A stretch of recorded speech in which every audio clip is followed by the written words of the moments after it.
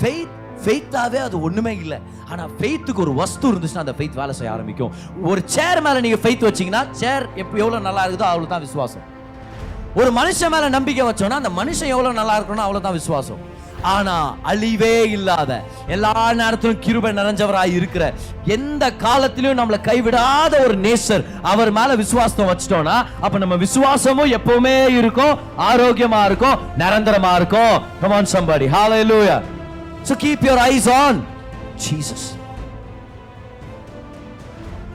இன்னைக்கு அவருடைய நன்மையை செலிப்ரேட் பண்ணவும் பெற்றுக்கொள்ளவும் வந்திருக்கிறோம். Come on, hallelujah. கை உயர்த்தி சொல்லுங்க, கர்த்தர் நல்லவரா இருக்கிறார், எனக்கு நல்லவரா இருக்கிறார், அதனால நான் நன்மைகளை அனுபவிக்க போறேன்.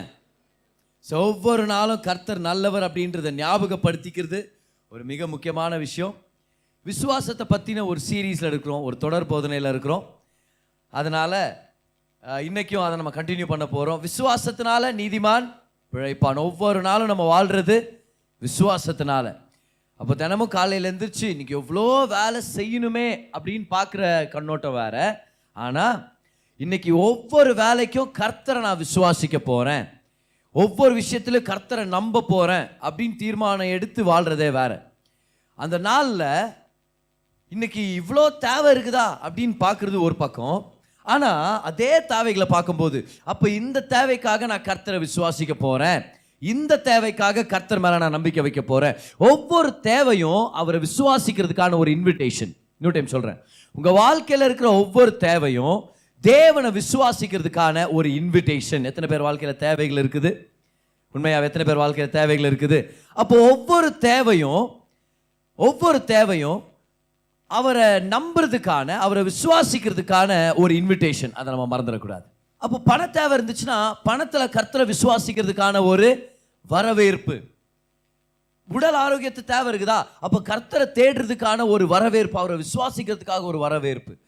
Every problem you have, every need you have in your life is an invitation to believe God. எதுக்காக விசுவாசிக்கிறோம்? அவருடைய கிருபை ஏற்கனவே அந்த இடத்துக்காக ரிலீஸ் ஆயிருக்குதுன்னு சொல்லி. நல்லா கவனிங்க, ஒரு சில விஷயங்களை நான் டீச் பண்ணிட்டு இருக்கிற முக்கியமான ஸ்டேட்மெண்ட்ஸ். ஒவ்வொரு தேவையும் அவரை விசுவாசிக்கிறதுக்கான ஒரு வரவேற்பு. எத்தனை பேர் அந்த வரவேற்பை பெற்றுக்கொள்றீங்க இன்னைக்கு? Come on, do you receive the invitation? ஆனா எதுக்கான இன்விடேஷன்? அது அவரை விசுவாசிக்கிறதுக்கான இன்விடேஷன். எதை விசுவாசிக்கிறதுக்கு? அந்த விஷயத்துல தேவன் ஏற்கனவே ரிலீஸ் பண்ணியிருக்கிற கிருபையை பெற்றுக்கொள்றது பேர் தான் விசுவாசம். விசுவாசம் என்னது? கிருபையை பெற்றுக்கொள்றது. எல்லாரும் ஆன்சர் பண்ணுங்க. விசுவாசம் என்னது? கிருபையை பெற்றுக்கொள்றது. சுகத்துக்காக விசுவாசிக்கிறேன்னா என்ன அர்த்தம்? சுகத்துக்கான ஆண்டவர் சுகத்தை கிருபையா ரிலீஸ் பண்ணிட்டாரு, நான் அதை ரிசீவ் பண்ணிட்டு இருக்கிறேன். ஓகே, ஃபைனான்சஸ்க்காக நான் பிலீவ் பண்றேன்னு என்ன அர்த்தம்? ஃபைனான்சஸ்க்கான கிருபையை நான் ரிசீவ் பண்ணிட்டு இருக்கிறேன். என்னுடைய தொழிலுக்காக நான் பிலீவ் பண்ணிட்டு இருக்கிறேன், என்னுடைய கெரியருக்காக பிலீவ் பண்ணிட்டு இருக்கிறேன். என்ன அர்த்தம்? இந்த தொழிலுக்காக கர்த்தர் ரிலீஸ் பண்ண கிருபையை நானே ரிசீவ் பண்ணிட்டு இருக்கிறேன். என் திருமணத்துக்காக பிலீவ் பண்ணிட்டு இருக்கிறேன் அப்படின்னா என்ன அர்த்தம்? என் திருமண வாழ்க்கைக்காக கர்த்தர் ரிலீஸ் பண்ண கிருபையை நான் ரிசீவ் பண்ணிட்டு இருக்கிறேன். அப்படின்னா இப்போ இன்னொரு விஷயத்தை நம்ம கத்துக்க போறோம் பாருங்களேன். ஒவ்வொரு தேவையும் கர்த்தர் ஏற்கனவே கிருபையை ரிலீஸ் பண்ற ஒரு இண்டிகேஷன். நம்ம வாழ்க்கையில் ஒரு தேவை இருந்துச்சுன்னா அந்த விஷயத்துக்காக ஒரு கிருபையை ரிலீஸ் பண்ணிட்டாருன்னு அர்த்தம். பார், ஆண்டவர் ஃபர்ஸ்டா இல்லை பிசாஸ் ஃபர்ஸ்டா? இது ஒரு ஃபேஸ்புக் கேள்வி மாதிரி இருக்குது. ஏன்னா யாரோ ஒருத்தன் ஏதோ ஒரு சந்தில் உட்காந்து இந்த ஃபேஸ்புக் போஸ்ட்டுங்களை கிரியேட் பண்ணி விடுவான். ஜீசஸும் பிசாசும் இந்த ஆர்ம் ரெஸ்லிங் பண்ணுற மாதிரி பார்த்துக்கிறீங்களா? அது நீ ஒரு லைக் போட்டனா ஜீசஸ் ஜெயிக்குவாரு, நீ ஒரு ஆமேன் போட்டா ஜீசஸ் ஜெயிக்குவாரு அப்படின்ற மாதிரி. இப்போ அந்த மாதிரி கேள்வி இல்லை இது, சரியா? அது மாதிரி போஸ்ட்டுங்களுக்கெல்லாம் நம்மளுக்கு டைம் இல்லை. ஆனா யார் ஃபர்ஸ்ட்? நீங்களே சொல்லுங்க பார்க்கலாம். எது ஃபர்ஸ்ட்? கர்த்தர் ஏதாவது ஒரு விஷயத்தை ஃபர்ஸ்ட் பார்த்துருப்பாரா, இல்ல பிசாசானவன் ஃபர்ஸ்ட் ஏதாவது செய்யணுமா இருக்குமா? யார் ஃபர்ஸ்ட் எப்பவுமே? பாரு, நம்ம வாழ்க்கையில் ஒரு தேவை இருக்குதுன்னா அந்த தேவையை நம்ம எப்படி பார்க்குறோம்னா, ஏன்னா வாழ்க்கையில் இப்போ ஒரு பிரச்சனை இருக்குது, ஆண்டவரே கிருபை கொடுத்தீங்கன்னா அந்த பிரச்சனையை ஜெயிச்சிருவேன். நம்ம என்ன நினைக்கிறோம்னா, ஃபர்ஸ்ட் தேவை, அப்புறம் ஜெபம் பண்றேன், அப்புறம் ஆண்டவர் கிருபை கொடுக்குறார். அப்போ ஃபர்ஸ்ட் யார் வந்தது? பிசாஸ். ஃபர்ஸ்ட் எது வந்துச்சு? பிரச்சனை. அப்புறம் யார் வந்தது? தேவன், அவருடைய கிருபை. இப்போ நீங்க யோசிச்சு பாருங்க அந்த ஆர்டர் கரெக்டானு. ஆனா எப்படி யோசிக்க ஆரம்பிக்கணும்னா, இந்த விஷயத்தை எந்தெந்த விஷயத்துலலாம் நமக்கு தேவை இருக்குதோ அந்தந்த விஷயத்துக்காகலாம் தேவன் ஏற்கனவே கிருபையை ரிலீஸ் பண்ணிட்டார். அப்படி பார்க்கணும். பிரச்சனை வந்த உடனே, பிரச்சனை வந்துச்சா இப்போ நான் போய் ஜெபம் பண்ணுவேன், கர்த்தர் எனக்கு சொல்யூஷன் தருவார். நல்லா ஞாபகம் வச்சுங்க. மேல் நோட்டமா பார்த்தா இதுல எந்த தப்பும் இல்லை. நான் போய் ஜெபம் பண்றேன், கர்த்தர் சொல்யூஷன் கொடுக்குறார். ஏதாவது தப்பு இருக்குதா? இல்ல மேல் நோட்டமா பார்க்கும்போது தப்பு இல்லை. ஆனா ஆழமான சத்தியத்தை பெற்றுக்கொள்ளாமா? எனக்கு ஒரு தேவை இருக்குதா? கர்த்தர் ஏற்கனவே கிருபை ரிலீஸ் பண்ணிட்டார்ல. சொல்லுங்க ஏற்கனவே. அதனால ஜெபிச்சு விசுவாசிச்சு அதை நான் எக்ஸ்பீரியன்ஸ் பண்ண போறேன். நான் ஜெபிச்ச பிறகு தான் கர்த்தர் கொடுப்பார் அப்படின்னு சொல்லி விசுவாசிக்கிறத விட ஏற்கனவே கர்த்தர் கொடுத்துட்டாரு, ஜெபிச்சு விசுவாசிச்சு நான் அதை ரிசீவ் பண்ண போறேன். கமான், சத்தமா ராமேன்னு சொல்லுங்க பார்க்கலாம். அப்போ ஃபெய்த்ன்றது என்னது? ஏற்கனவே கிருபையால ஏற்படுத்தப்பட்ட நன்மைகளை பெற்றுக்கொள்வது. எல்லாரும் கைவெட்டி பெற்றுக்கொள்ளுங்க பார்க்கலாம். அந்த நேரத்தில் உங்க பொருளாதாரத்துக்காக கர்த்தர் கிருபை ரிலீஸ் பண்ணிட்டாரு. எல்லாரும் சொல்லுங்க, ஐ பிலீவ், ஐ ரிசீவ். இந்த ரெண்டு வார்த்தைகளை நீங்க சொல்லிட்டே இருக்கணும், சரியா? கர்த்தர் ஏற்கனவே உங்க திருமண வாழ்க்கைக்காக கிருபை ரிலீஸ் பண்ணிட்டாரு. 2 பேர் ரிசீவ் பண்ணீங்க, வெரி குட். இன்னொரு சான்ஸ் தரேன். கர்த்தர் உங்க பொருளாதார உயர்வுக்காக ஏற்கனவே கிருபையை ரிலீஸ் பண்ணிட்டாரு. ஒரு ஆக்ஷனோட. ஓகே, அடுத்தது I believe and I receive. Okay, கர்த்தர் உங்க உடல் ஆரோக்கியத்துக்கான கிருபையை ஏற்கனவே ரிலீஸ் பண்ணிட்டாரு. I receive. நான் விசுவாசிக்கிறேன், நான் பெற்றுக்கொள்றேன். பக்கத்துல உங்களை பார்த்து சொல்லுங்க, நான் விசுவாசிக்கிறேன், நீ பெற்றுக்கொள். அது ராங் ஆயிடும். நீங்க சரியா கரெக்டா சொல்றீங்களா செக் பண்ணுங்க. சொல்லுங்க பார்க்கலாம், நான் விசுவாசிக்கிறேன், நான் பெற்றுக்கொள்றேன். அவர் ஏற்கனவே ரிலீஸ் பண்ணிட்டாரு பாரு. அப்ப விசுவாசம்ன்றது வெற்றி. ஓ, சத்தமா ராமேன்னு சொல்லுங்க பார்க்கலாம். அப்ப நான் விசுவாசிக்கிறேன்னா, நீ விசுவாசிக்கிறியே, உனக்கு சுகம் கிடைக்குமா கிடைக்காதா தெரியலமா, வெற்றியோ தோல்வியோ பார்ட்டிசிபேட் பண்றது தான் முக்கியம் அப்படின்னு ஸ்கூல்ல சொல்லி கொடுத்தாங்க, அதனால நான் நம்பின்னு இருக்கிறேன். இல்ல, விசுவாசம்ன்றது என்ன? அது வெற்றி. ஏன்? ஏற்கனவே கர்த்தர் செஞ்சதை பார்த்துட்டோன்னு அர்த்தம், ஏற்கனவே கர்த்தர் ரிலீஸ் பண்ணிட்டதை உணர்ந்துட்டோன்னு அர்த்தம். So the moment you start believing, you're on victory ground. பார், வியாதி வருது எதுக்காக? கர்த்தர் நல்லவர் இல்லைன்னு சொல்றதுக்கு. தரித்திரம் வருது எதுக்காக? கர்த்தர் உன்னெல்லாம் காப்பாற்ற மாட்டார் அப்படின்னு சொல்றதுக்கு. குடும்பத்துல பிரச்சனைகள் வருது, உறவுல பிரச்சனைகள் வருது எதுக்காக? நீ எல்லாம் வாழ்க்கையில் நல்லாவே இருக்க மாட்ட அப்படின்னு சொல்றதுக்கு. ஆனா அது எல்லாத்து மத்தியிலும் இல்ல, என் கர்த்தர் நல்லவர், இதுக்காக நான் கர்த்தரை நம்புறேன்னு ஒரு ஸ்டெப் எடுத்து வச்சிட்டீங்கன்னா நீங்க ஜெயத்துக்குள்ள கால் எடுத்து வச்சிட்டீங்கன்னு அர்த்தம். The moment you believe, God will do something amazing. You are on victory ground. அதனாலதான் 1 யோவான் 5 அதிகாரம் அதோட 7 வசனத்தை நம்ம படிக்கிறோம். விசுவாசம் தான் உலகத்தை ஜெயிக்கிற ஜெயம். நான் விசுவாசிக்க ஆரம்பிச்ச உடனே ஜெயத்துக்குள்ள நான் வந்துட்டேன். எத்தனை பேர் விசுவாசிக்கிறீங்க உங்க வாழ்க்கையில் ஒரு சில விஷயம் நடக்கும்னு சொல்லி?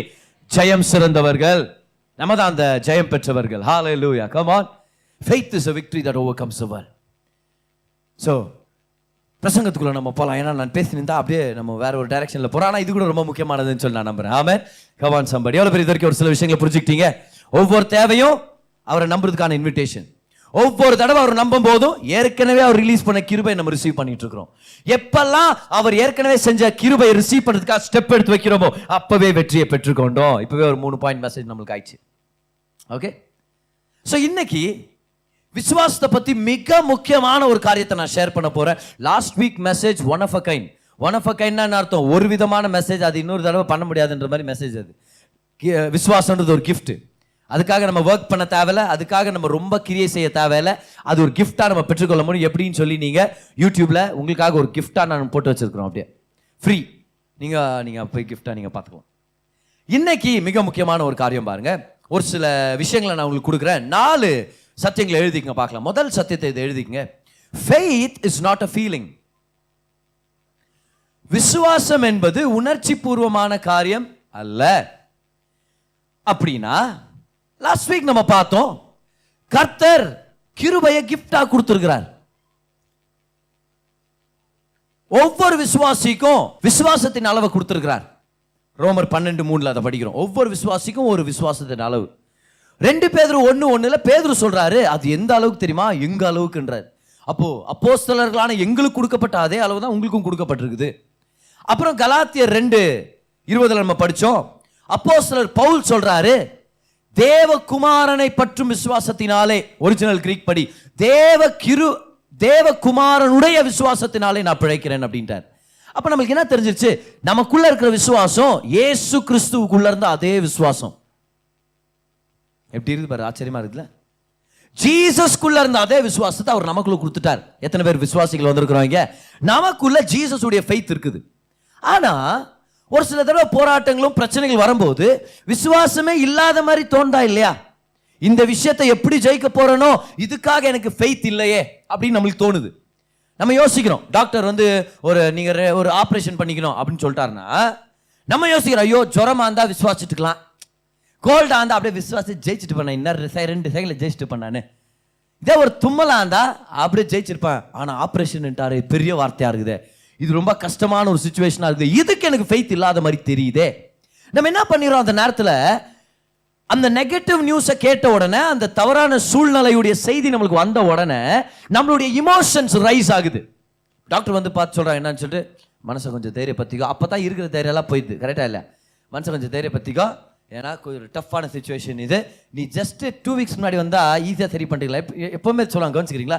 ஜஸ்ட் 2 நிமிஷத்துக்கு முன்னாடி வந்தா சரி பண்ணுங்க, இந்த மாதிரி எல்லாம் பேசுவாங்க. ஜஸ்ட் கொஞ்ச நேரத்துக்கு முன்னாடி. இது ஒரு நாக் நினைக்கிறேன், இது ஒரு டெக்னிக் நினைக்கிறேன். இது ஒரு ஹாஸ்பிட்டல் அப்படித்தான். நீங்க 1/2 மணி நேரத்துக்கு முன்னாடி கூட்டிட்டு வந்தீங்கன்னா பேஷண்ட்டை காப்பாத்திருக்கலாம் அப்படின்னு. அது யாரோ ஒருத்தன் ஆக்சிடென்ட் ஆகி 10 நிமிஷம் தான் ஆகுது. 1/2 மணி நேரத்துக்கு முன்னாடி கூட்டிட்டு வந்தா அவன் நல்லா இருந்திருப்பான். நீங்க என்ன ட்ரீட்மெண்ட் பண்ண போறீங்க நீங்க அப்படின்னு. ஆனா சில டைம் அந்த நெகட்டிவ் நியூஸ் வந்த உடனே நம்ம இமோஷன் ஃபிளேர் ஆக ஆரம்பிக்குது. ஏன்னா நம்ம இமேஜின் பண்றோம், இமீடியட் என்ன இமேஜின் பண்றோம், ஐயோ ஆப்ரேஷனா, பணத்துக்கு எங்க போறோம், வேலையில பர்மிஷன் கேட்கணும், என் வீடை யார் பார்த்துக்குவா, நான் எனக்கு ஆப்ரேஷனா என் பிள்ளைங்களை யார் பார்த்துக்குவா, அந்த வலி இப்படி இருக்குமா, அது இவ்வளோ நாள் படுத்த படிக்கா இருக்கணுமா, அதுக்கப்புறம் என்ன பண்ணுவோம் நான், அதுக்கப்புறம் எல்லாரும் பூ மாலையோட சந்திக்கிற மாதிரி எல்லாம் கனவு வந்துடும். இல்லை இது போயிட போறோமோ, கர்த்தரை என்ன அழைக்கிறாராக்கும் அவன். இந்த மாதிரிலாம் நம்மளுக்கு இமோஷன்ஸ் வந்த உடனே என்ன ஆயிடுது, இந்த இமோஷன் நம்மளுடைய நார்மல் இமோஷன், மனுஷன்னா நம்மளுக்கு ஒரு இமோஷன் வரும் இல்லையா, அந்த இமோஷன்ல நம்ம என்ன பண்ணிட்டோம்னா ஃபெய்த் இல்லைன்னு நினைச்சிடறோம். ஆனா ஃபெய்த் ஃபீலிங் இல்லை. ஃபெய்த்ன்றது ஃபீலிங் இல்லை. அப்படின்னு அர்த்தம், சார் ஒரு நெகட்டிவ் நியூஸ் கேட்டேன், இந்த நெகட்டிவ் நியூஸ் என்னுடைய இமோஷன் அதிகமாக்கிருச்சு, எனக்கு ஃபெய்த் இல்லைன்னு நினைக்கிறேன். ஃபெய்த்ன்றது ஃபீலிங்னால நீங்க உணர்ந்து நீங்க கண்டுபிடிக்கிற விஷயம் இல்லை. Faith cannot be felt. ஃபெய்த்ன்றதை நம்ம உணர்ச்சி பூர்வமா தான் அனுபவிக்கணும்னு இல்லை. விசுவாசம்ன்றது நம்மளுடைய கவனம் சரியா இருந்துச்சுன்னா விசுவாசம் இருக்கும். See, when your focus is right, faith is always there. When your focus is right, faith is always there. இந்த ஸ்டேட்மெண்ட் எழுதிக்கங்க, இது உங்க வாழ்க்கையை மாத்திரும் பாரு, உங்க வாழ்க்கையை மாத்திரும். Faith is there when the focus is right. Faith is there when the focus is right. நம்மளுடைய கவனம் சரியான இடத்துல இருக்கும்போது விசுவாசத்தை பத்தி கவலைப்பட தேவையில்ல, விசுவாசம் இருக்கும். எல்லாம் சொல்லுங்க, விசுவாசம் இருக்கும். எல்லாம் இந்த விஷயத்தை ஞாபகம் வச்சுங்க. நீங்க உணர்ந்தாதான் விசுவாசம் இருக்குதுன்னு அர்த்தம் இல்லை. அந்த மாதிரி ஒரு ஃபீலிங் வந்தா தான் விசுவாசம் இருக்குதுன்னு அர்த்தம் இல்லை. ஒரு இமோஷனல் எனர்ஜி வந்தா தான் விசுவாசம் இருக்குதுன்னு அர்த்தம் இல்லை. உங்க கவனத்தை சரியான இடத்துல திருப்பினாலே போதும், விசுவாசம் இருக்கும். Faith will be there. அநேக தடவை விசுவாசம் வந்து அன்கான்சியஸா இருக்கும். நம்ம அன்கான்சியஸா இருப்போம் விசுவாசம் இருக்கிற அந்த உண்மைக்காக. அப்படின்னா விசுவாசம் இருக்கிறது நம்மளுக்கு தெரியாம இருக்கும், ஆனா விசுவாசம் இருக்கும். அது தெரியாது ஆனா இருக்கும். உணர முடியாது ஆனா இருக்கும். அதை தொட்டு பார்க்க முடியாது, இருக்கும். அதை தரிசித்து பார்க்க முடியாது, இருக்கும். அது இல்லாத மாதிரி தோணும் ஆனா இருக்கும். Faith is many a times unconscious. நம்ம நிறைய டைம் என்ன நினைச்சிரோம், ஃபெய்த் வந்து ஃபீலிங் நினைச்சிரோம். ஏன்னா சில டைம் டெஸ்டிமனி ஷேர் பண்றவங்க ஆண்டவங்களுக்கு அற்புதம் செஞ்சிருப்பாரு, அதெல்லாம் உண்மைதான். ஆனா சில நேரத்தில் அவங்க ஷேர் பண்ண தெரியாததுனால என்ன பண்ணுவாங்க, டெஸ்டிமனி வந்து இமோஷனலா ஷேர் பண்ணி விட்டுருவாங்க. அந்த இடத்துல நிற்கும் போது விசுவாசத்தை நான் உணர்ந்தேன், அப்படியே விசுவாசம் எனக்குள்ள இருந்து பொங்கி வருது, அப்படியே நான் உணர்ந்தேன் அப்படின்வாங்க. அப்படியே இப்போ கூட பாருங்க, அப்படியே முடிக்கிட்டே எல்லாம் இருந்துச்சு பார்த்தீங்களா, விசுவாசத்தை நான் உணர்ந்தேன். அப்போ நம்ம என்ன, ஐயோ நான் உணரலையே, சே ஆண்டவரே இந்த ஜந்துக்கு விசுவாசத்தை உணர்த்துங்களா ஆண்டவரே, சரி எனக்கு மட்டும் இந்த ஃபெய்த்ன்ற ஃபீலிங்கே வர மாட்டேங்குது. Oh I felt the power of God அப்படின்னுவா. நம்ம ஐயோ எனக்கு இந்த மாதிரிலாம் ஆக மாட்டேங்குது, ஐயோ இந்த மாதிரி எனக்கு ஆக மாட்டேங்குது. பிரதர் கூட பிரசங்கம் பண்ணிருந்தாரு, அந்த சிஸ்டர் ஓன்னு கீழே வந்தாங்க, இந்த பிரதர் கீழே வந்தாரு, நம்மளுக்கு இந்த ஃபெய்த்ன்ற ஃபீலிங் வர மாட்டேங்குது. இல்லை ரிலாக்ஸ்டா இருங்க. கவனத்தை சூழ்நிலை மேல வச்சுட்டோம்னா விசுவாசம் இருக்கிறத நிறைய டைம் நம்ம அனுபவிக்க முடியாது, விசுவாசத்துடைய எஃபெக்ட்ஸை நம்ம மறந்துடுவோம். ஆனா நம்மளுடைய கவனத்தை சரியான இடத்துல வச்சோம்னா விசுவாசம் இருக்கும். நிறைய தடவை விசுவாசத்தை உணர முடியாது, ஆனா விசுவாசத்தை உணர தேவையில்லை. எல்லாரும் சொல்லுங்க, விசுவாசத்தை உணர தேவையில்லை, என் கவனத்தை சரியான இடத்துல வச்சா போதும். எவ்வளவு பேருக்கு விடுதலையா இருக்குது இது கேட்கறதுக்கு. You don't have to feel faith. Doctor ஒரு நெகட்டிவ் ரிப்போர்ட் கொடுக்குறாரா, you don't have to feel faith in order to pray. விசுவாசத்தை உணர்ந்து ஜெபம் பண்ணணுன்ற அவசியம் கட்டாயம் உங்களுக்கு இல்லை. ஏதோ ஒரு பிரச்சனை குடும்பத்துக்குள்ளவே, ஏதோ ஒரு பிரச்சனை, யாரோ ஏதோ ஒரு எமர்ஜென்சி, யாருக்கோ ஆக்சிடென்ட் ஆயிடுச்சு, இல்லை ஒரு பெரிய பண தேவை, டேட்டு டெட்லைன், இல்லை ஒரு பெரிய நஷ்டம் ஏற்பட்டுருச்சு, ஏதோ ஒரு நெகட்டிவான சிச்சுவேஷன். இந்த உலகம் விழுந்து போன உலகம் இல்லையா, நிறைய மோசமான ஜனங்க இருக்கிறாங்க, பிசாசானவன் ஒருத்தர் இருக்கிறான், சத்ருவானவன் நம்மளை கொடுமை கொடுக்கணும் என்ன சொல்லாமல் நம்ம வாழ்க்கையை அழிக்கணுன்றதே நோக்கத்தில் அவன் இருக்கிறான். இந்த மாதிரி உலகத்தில் வாழும்போது நம்மளுக்கு பிரச்சனைகள் நேரிடலாம். இந்த உலகத்தில் உபத்திரவம் உண்டு, இயேசு கிறிஸ்து நமக்கு ஏற்கனவே சொல்லிட்டாரு. அப்ப இந்த இமோஷனல் சிச்சுவேஷன்ஸ் வரும்போது ஃபெய்த்தை நீங்க ஃபீல் பண்ணிட்டு பிரேயர் பண்ண தேவையில்லை. உங்க கண்களை சரியான இடத்துக்கு கவனம் திருப்பிட்டு ஜெபம் பண்ண ஆரம்பிங்க. when your focus is right, faith is there. faith is there. அதனால தான் 2 கொரிந்தியர் 5:7 படிக்கிறோம், நாம் தரிசித்து நடவாமல் விசுவாசித்து நடக்கிறோம். ஏதாவது சொல்லுங்க, நான் தரிசித்து நடவாமல் விசுவாசத்தில் நடக்கிறேன். தரிசித்துனா அர்த்தம் I don't walk by sight. எதையாவது ஒன்று பார்த்து தான் நான் விசுவாசிக்கணும்னு இல்லை, நான் விசுவாசத்திலே நடந்துட்டு இருக்கிறேன். எதையோ ஒன்று பார்த்து நான் வாழ்றது இல்லை, நான் விசுவாசிச்சு நடக்கிறேன். நான் விசுவாசிச்சு நடக்கிறேன். அப்போ ஃபீலிங் உடைய ஏரியா வேற, ஃபெய்த் உடைய ஏரியா வேற. அப்போ பல தடவை ஃபெய்த்தை நம்ம ஃபீல் பண்ண முடியாது. அதுக்குன்னு ஃபெய்த் இல்லைன்னு நினைச்சிடாதீங்க, அதுக்குன்னு ஜெபம் பண்றதை தவிர்த்துறாதீங்க. நானும் ஜெபம் பண்ணியிருப்பேன் பிரதர், ஆனால் எனக்குள்ள விசுவாசமே இல்லை. யார் சொன்னது விசுவாசம் இல்லைன்னு? இல்லை, அந்த மாதிரி ஃபீலிங்கே வரல. ஃபெய்த் ஃபீலிங்னு யார் சொன்னது உங்ககிட்ட? அப்போ ஃபீலிங்கே இல்லைன்னா கூட ஃபெய்த் இருக்குதா? அப்போ தான் இருக்குது. நீங்க ஜெபம் பண்ண ஆரம்பிச்சீங்கன்னா கவனத்தை சரியான இடத்துல திருப்பிட்டு விசுவாசம் உங்களுக்காக வேலை செய்ய ஆரம்பிக்கும். ஸோ பாயிண்ட் நம்பர் 1, ஒரு விடுதலையாக்கும் சத்தியம் இதுதான். விசுவாசம்ன்றது ஏதோ ஒரு உணர்ச்சி பூர்வமான ஒரு அனுபவம் இல்லை. நம்ம கவனம் சரியான இடத்துல இருக்கும்போது விசுவாசம் இருக்கும். 2வது பாயிண்ட் எழுதிங்க பார்க்கலாம். விசுவாசம்ன்றது it needs an object of focus. கவனம் செலுத்தும் ஒரு வஸ்து தேவை. விசுவாசத்துக்கு கவனம் செலுத்தப்படும் ஒரு வஸ்து தேவை. இங்கிலீஷ்ல நான் சொல்றேன் பாருங்க. faith needs an object of focus. பாருங்க, உங்களுக்கு எக்ஸ்பிளைன் பண்றேன். நான் லாஸ்ட் வீக் லைட்டா இதை பத்தி நான் டச் பண்ணேன், ஆனாலும் இன்னைக்கு அதை எக்ஸ்பிளைன் பண்ண முடியும். faith needs an object of focus. இன்னொரு விஷயத்தை நீங்க ஞாபகம் வச்சுக்கணும். அந்த ஆப்ஜெக்ட், அந்த வஸ்து எவ்வளவு நல்லா இருக்குதோ அந்த வஸ்து மேல வச்சிருக்கிற நம்பிக்கையும் அவ்வளவுதான் நல்லா இருக்கும். அந்த வஸ்து அடிபட்டோ இல்ல அது சீர்கெட்டு போயிடுச்சா, அது உடஞ்சு போயிடுச்சுன்னா நம்ம விசுவாசத்துக்கும் கால் ஒன்று போன மாதிரி ஆயிடும். ஃபார் எக்ஸாம்பிள் நீங்க ஃப்ளைட்ல போறீங்க. ஓகே, ஃப்ளைட்ல போறீங்க. நீங்கள் போன உடனே கேட்குறீங்களா பைலட்கிட்ட, நான் போய் ஃபஸ்ட்டு பைலட்டை மீட் பண்ணு. ஏன்? இல்லை, நான் ஃபஸ்ட்டு ஒரு படிச்சுக்கிறாரா சர்டிஃபிகேட்டை பார்க்கணும், நான் இல்லை பிளேனில் உட்கார மாட்டேன். நம்ம சொல்கிறதில்ல. அப்படி நம்ம என்ன பண்ணுறோம்? விசுவாசிக்கிறோம். சொல்லுங்கள், என்ன பண்ணுறோம்? நம்ம விசுவாசிக்கிறோம். இது கரெக்டான கம்பெனி, கரெக்டாக தான் இவங்க தேர்வு பண்ணியிருப்பாங்க. நம்ம போய் செக் பண்ணுறது எல்லாம் இன்ஜினை செக் பண்ணி உட்காந்துக்கிறோமா? இல்லை, நான் ஃபஸ்ட் டைம் ஃப்ளைட்டில் வரேன் நான், அதனால் எல்லாம் இன்ஜின் எல்லாம் ஓப்பன் பண்ணி காமிங்க, நான் கரெக்டாக செக் பண்ணோம். லைட் எரியுதா? பாத்ரூம் லைட் எரியுதா? ஆமாம், எரியுது. Very good. செக் பண்ணுறோமா? இல்லை, நம்ம என்ன பண்ணுறோம்? விசுவாசிக்கிறோம். We believe. அவங்க எல்லாத்தையும் செக் பண்ணியிருக்கிறாங்க. பைலட் படித்தவர் தான். ஃப்ளைட்டு பல தடவை பிளேன் வந்து போயிட்டு வந்துருக்குது, நல்லா பத்திரமா, நானும் இன்னைக்கு போக முடியும், நம்ம நம்புகிறோம். சரியா? ஸோ நம்ம விசுவாசம் நல்லா இருக்குதா இல்லையா? அந்த நேரத்தில் நல்லா இருக்குது. நம்மளும் போகிறோம், ரிலாக்ஸ்டாக இருக்கணும்னு நினைக்கிறோம். அப்புறம் நம்ம ஃப்ளை பண்ணுறோம். நம்ம ஒரு வேலை இப்போ யோசிங்களேன், ஃபெய்த் இருக்குதா இல்லையா? இப்போ இருக்குதானே? ஆனால் அன்னைக்கு நீங்கள் ஏர்போர்ட்டுக்கு வர்றீங்க, நல்லா கவனிங்க. அன்னைக்கு ஏர்போர்ட்டுக்கு வர்றீங்க, அன்னைக்கு ஏர்போர்ட்டுக்கு வந்து ஃப்ளைட்டுக்கிட்ட நீங்கள் போகிறீங்க. அங்கே பார்த்தா ஃப்ளைட்டில் ரெக்கைக்குது பார். ஒரு ரெக்கையிலேருந்து அங்கேக்குது ஒரு இன்ஜின் அப்படியே பிஞ்சு தொங்கின்னுக்குது உங்கள் முன்னாடி. ஆனாலும் ஏர் ஹோஸ்டஸ் சொல்கிறாங்க, please welcome, please come, please watch your step பண்ணுறாங்க. பார்த்து வாங்க அப்படின்ட்டு நீங்கள் அப்படியே உள்ளே போகிறீங்க. உள்ளே போனால் ஏர் ஹோஸ்டஸ் கை ஃப்ராக்சர் ஆகிட்டுக்குது. இன்னொரு ஏர் ஹோஸ்டஸ் பாவம், அப்போ அவங்க நல்லா இருக்கட்டும், யாராக இருந்தாலும் அவங்க நல்லா இருக்கட்டும், தலையில் ஒரு கட்டு போட்டு வெல்கம் பண்ணுறாங்க. அப்புறம் உட்கார்ந்த உடனே பைலட் வராரு. பைலட்டு அப்படியே மூஞ்சிலெல்லாம் ரத்த காயம், கண்ணெல்லாம் க்ளோஸ் ஆகிட்டுக்குது அவருக்கு. அந்த அளவுக்கு ரத்த காயம், அப்படியே ஓடி கையிலே ஓடிங்க ரத்தம். இமேஜின் பண்ணிட்டுங்க அந்த இடத்துல ஓடிங்க, அப்படியே ரத்தம் கை காயத்தை பிடிச்சி வராரு. Don't worry, I will take you safe. எதை கவலைப்படாதீங்க, ப்ளீஸ் சிட் டவுன், ஜூஸ் கொடுங்க. அந்த அக்கா டென்ஷன் ஆகிறாங்க, அவங்க ஜூஸ் கொடுங்க. Don't worry, I M A pilot for today, I M A captain for today. நான் எல்லாத்தையும் நான் பார்த்துக்கிறேன் அப்படின்னு போறாரு. இப்போ என்ன பண்ணுவோம்? நம்ம நம்புவோமா? இல்லை, இவ்வளோ நேரம் நம்பணும்.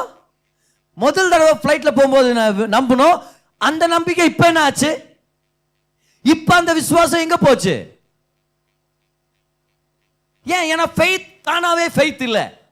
விசுவாசம்ன்றது தானாவே விசுவாசம் இல்லை. விசுவாசத்துக்கு ஒரு வஸ்து தேவை. விசுவாசத்துக்கு ஒரு ஆப்ஜெக்ட் ஆஃப் ஃபோக்கஸ் தேவை.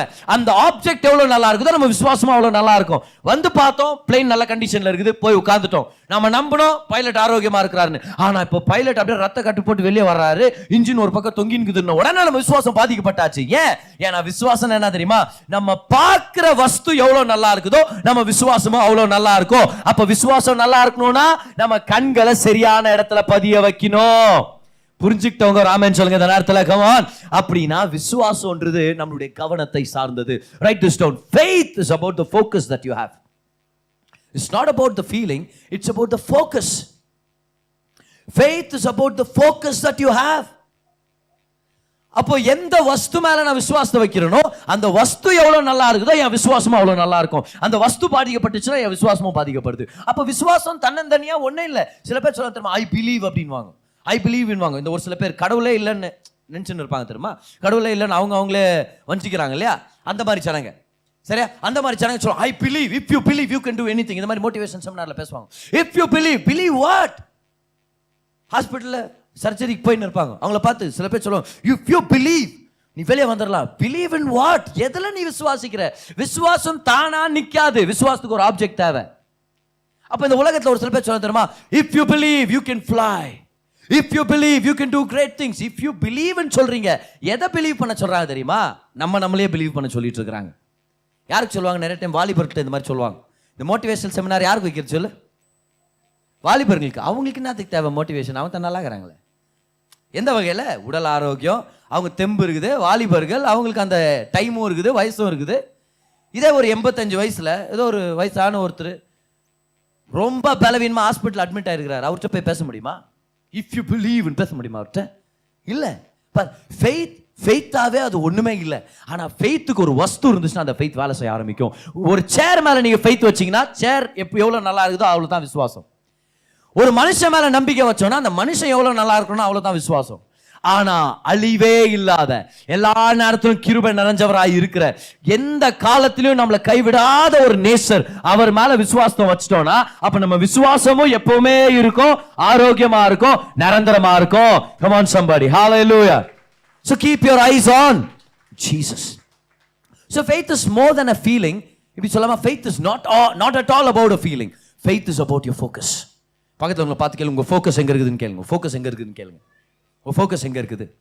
அதனால தான் இந்த வசனத்துக்கு நம்ம வரோம். எபிரேயர் 12:2 மூணாவது பாயிண்ட் நீங்க எழுதிக்கங்க. Faith is to fix your eyes on Jesus.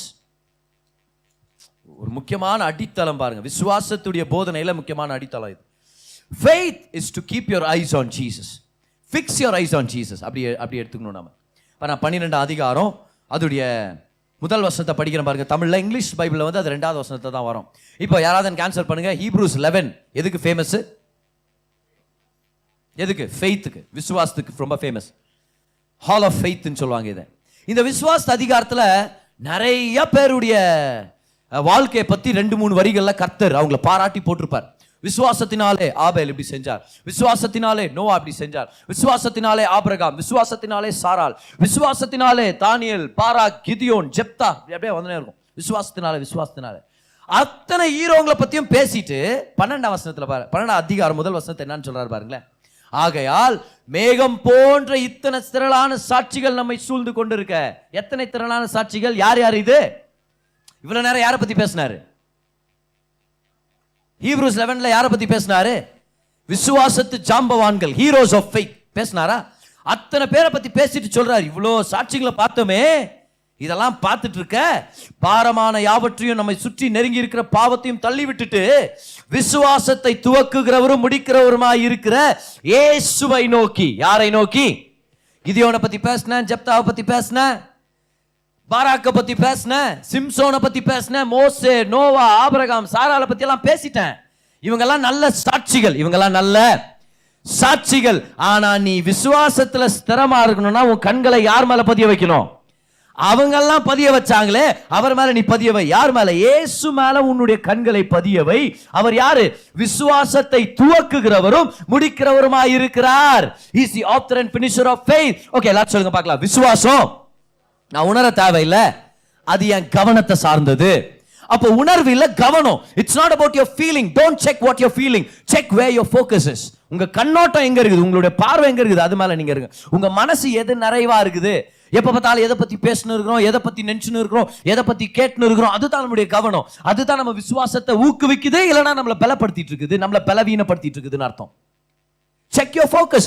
இந்த இடத்துல நம்மளுக்கு ஆர்டர் கொடுத்துட்டு இருக்கிறாரு, சொல்லி கொடுத்துட்டு இருக்கிறாரு. உன் கண்களை ஜீசஸ் மேல பதிய வை. அவர் தான் விசுவாசத்தை ஆரம்பிக்கிறார். அந்த வார்த்தை என்ன தெரியுமா? அந்த கிரீக் வார்த்தை ஆர்ச்சிகோஸ். ஆர்ச்சிகோஸ்னா என்ன அர்த்தம்? அவர் தான் உன்னுடைய விசுவாசத்துடைய கேப்டன். கேப்டன், விசுவாசத்துடைய கேப்டன் அர்த்தம் டீம் லீடர். அவர் முன்னாடி போறாரு. ஓகே பாரு, விசுவாசத்துடைய கேப்டன் அப்படின்னா அர்த்தம் விசுவாசம் அவரை ஃபாலோ பண்ணுது.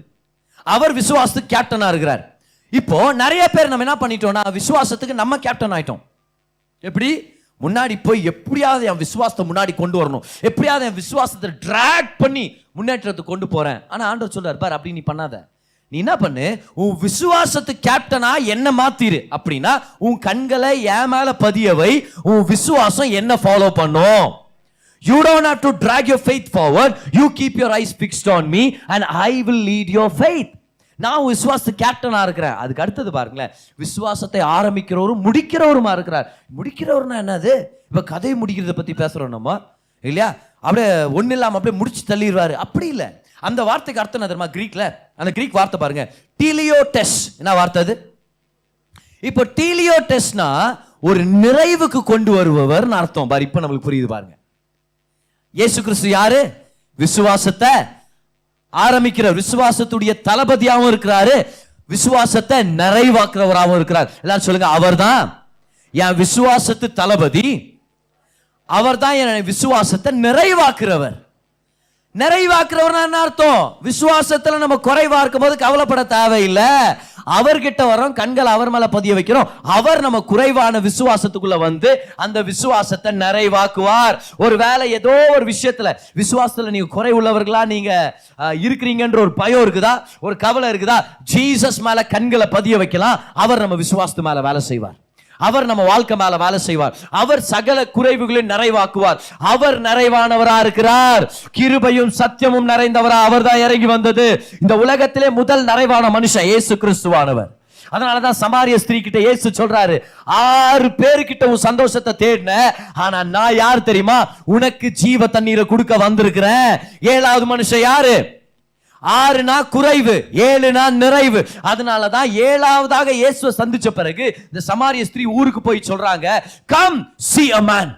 வந்து ஒரு மனுஷனை பாரு. ஏன் இவ்வளோ நேரம் நான் இருந்தனே, 6 மனுஷர்கள், இவங்க யாருமே ஒரு முழு மனுஷன் இல்ல, எல்லா மனுஷனும் குறை உள்ளவனாதான் இருந்தான். ஆனா இப்பதான் முதல் தடவை ஒரு நிறைவான மனுஷன் நான் சந்திச்சிருக்கிறேன்.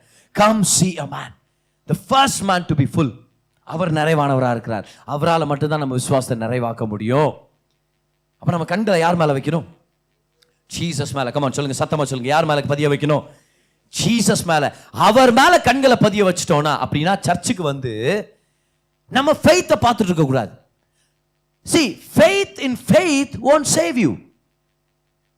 விசுவாசத்து மேல விசுவாசம் வைக்கிறதுனால ஒன்றும் நம்ம ஜெயிக்க போறது இல்லை. ஏன்னா நம்ம நிறைய பேர் வந்து விசுவாசத்தை ஆராதிக்க ஆரம்பிச்சிடும். எப்படி தெரியுமா? நான் விசுவாசி, நான் பயங்கரமா விசுவாசிப்பேன் கர்த்தரை, நான் வந்து விசுவாசிட்டேன்னா எனக்கு எல்லாத்தையும் நான் செஞ்சு முடிச்சிருவேன், நான் எனக்கு வந்து விசுவாசம் தான் பயங்கரம்னு சொல்லி நம்ம என்ன பண்ணிட்டோம்னா விசுவாசத்து மேல விசுவாசத்தை வைக்கிறோம். விசுவாசத்து மேல விசுவாசம் வச்சு நம்மளுக்கு ரட்சிப்பு இல்லை, இயேசு மேல விசுவாசம் வச்சு தான் நம்மளுக்கு ரட்சிப்பு. பட் ஜீசஸ் கிட்ட வந்த யாராவது ஒருத்தராவது அவங்க விசுவாசத்தை பத்தி பெருமையா பேசுனது பார்த்துருக்கீங்களா? யாராவது ஒருத்தராவது ஜீசஸ் என்ன தொடங்க. இப்போ இந்த சாண்டா கிளாஸ் வருவார் தெரியுமா, இந்த கிறிஸ்மஸ் ப்ரோக்ராம் டைமில் அவர் சாக்லேட்டுங்க வாங்கி வருவார், 50 சாக்லேட் தான் வாங்கி வருவார் எங்கள் காலத்துலலாம். வாங்கி வந்து அப்படி போடும்போது சில டைம் பண்ணு தூக்கி அப்படியே மூஞ்சி மேலே பலார்னு உள்ள சில பேருக்கு எல்லாம் வச்சுக்குவேன். இப்போ என்ன பாருங்க கிறிஸ்மஸ் தாத்தா இங்கே தாக்குறேன் நான்.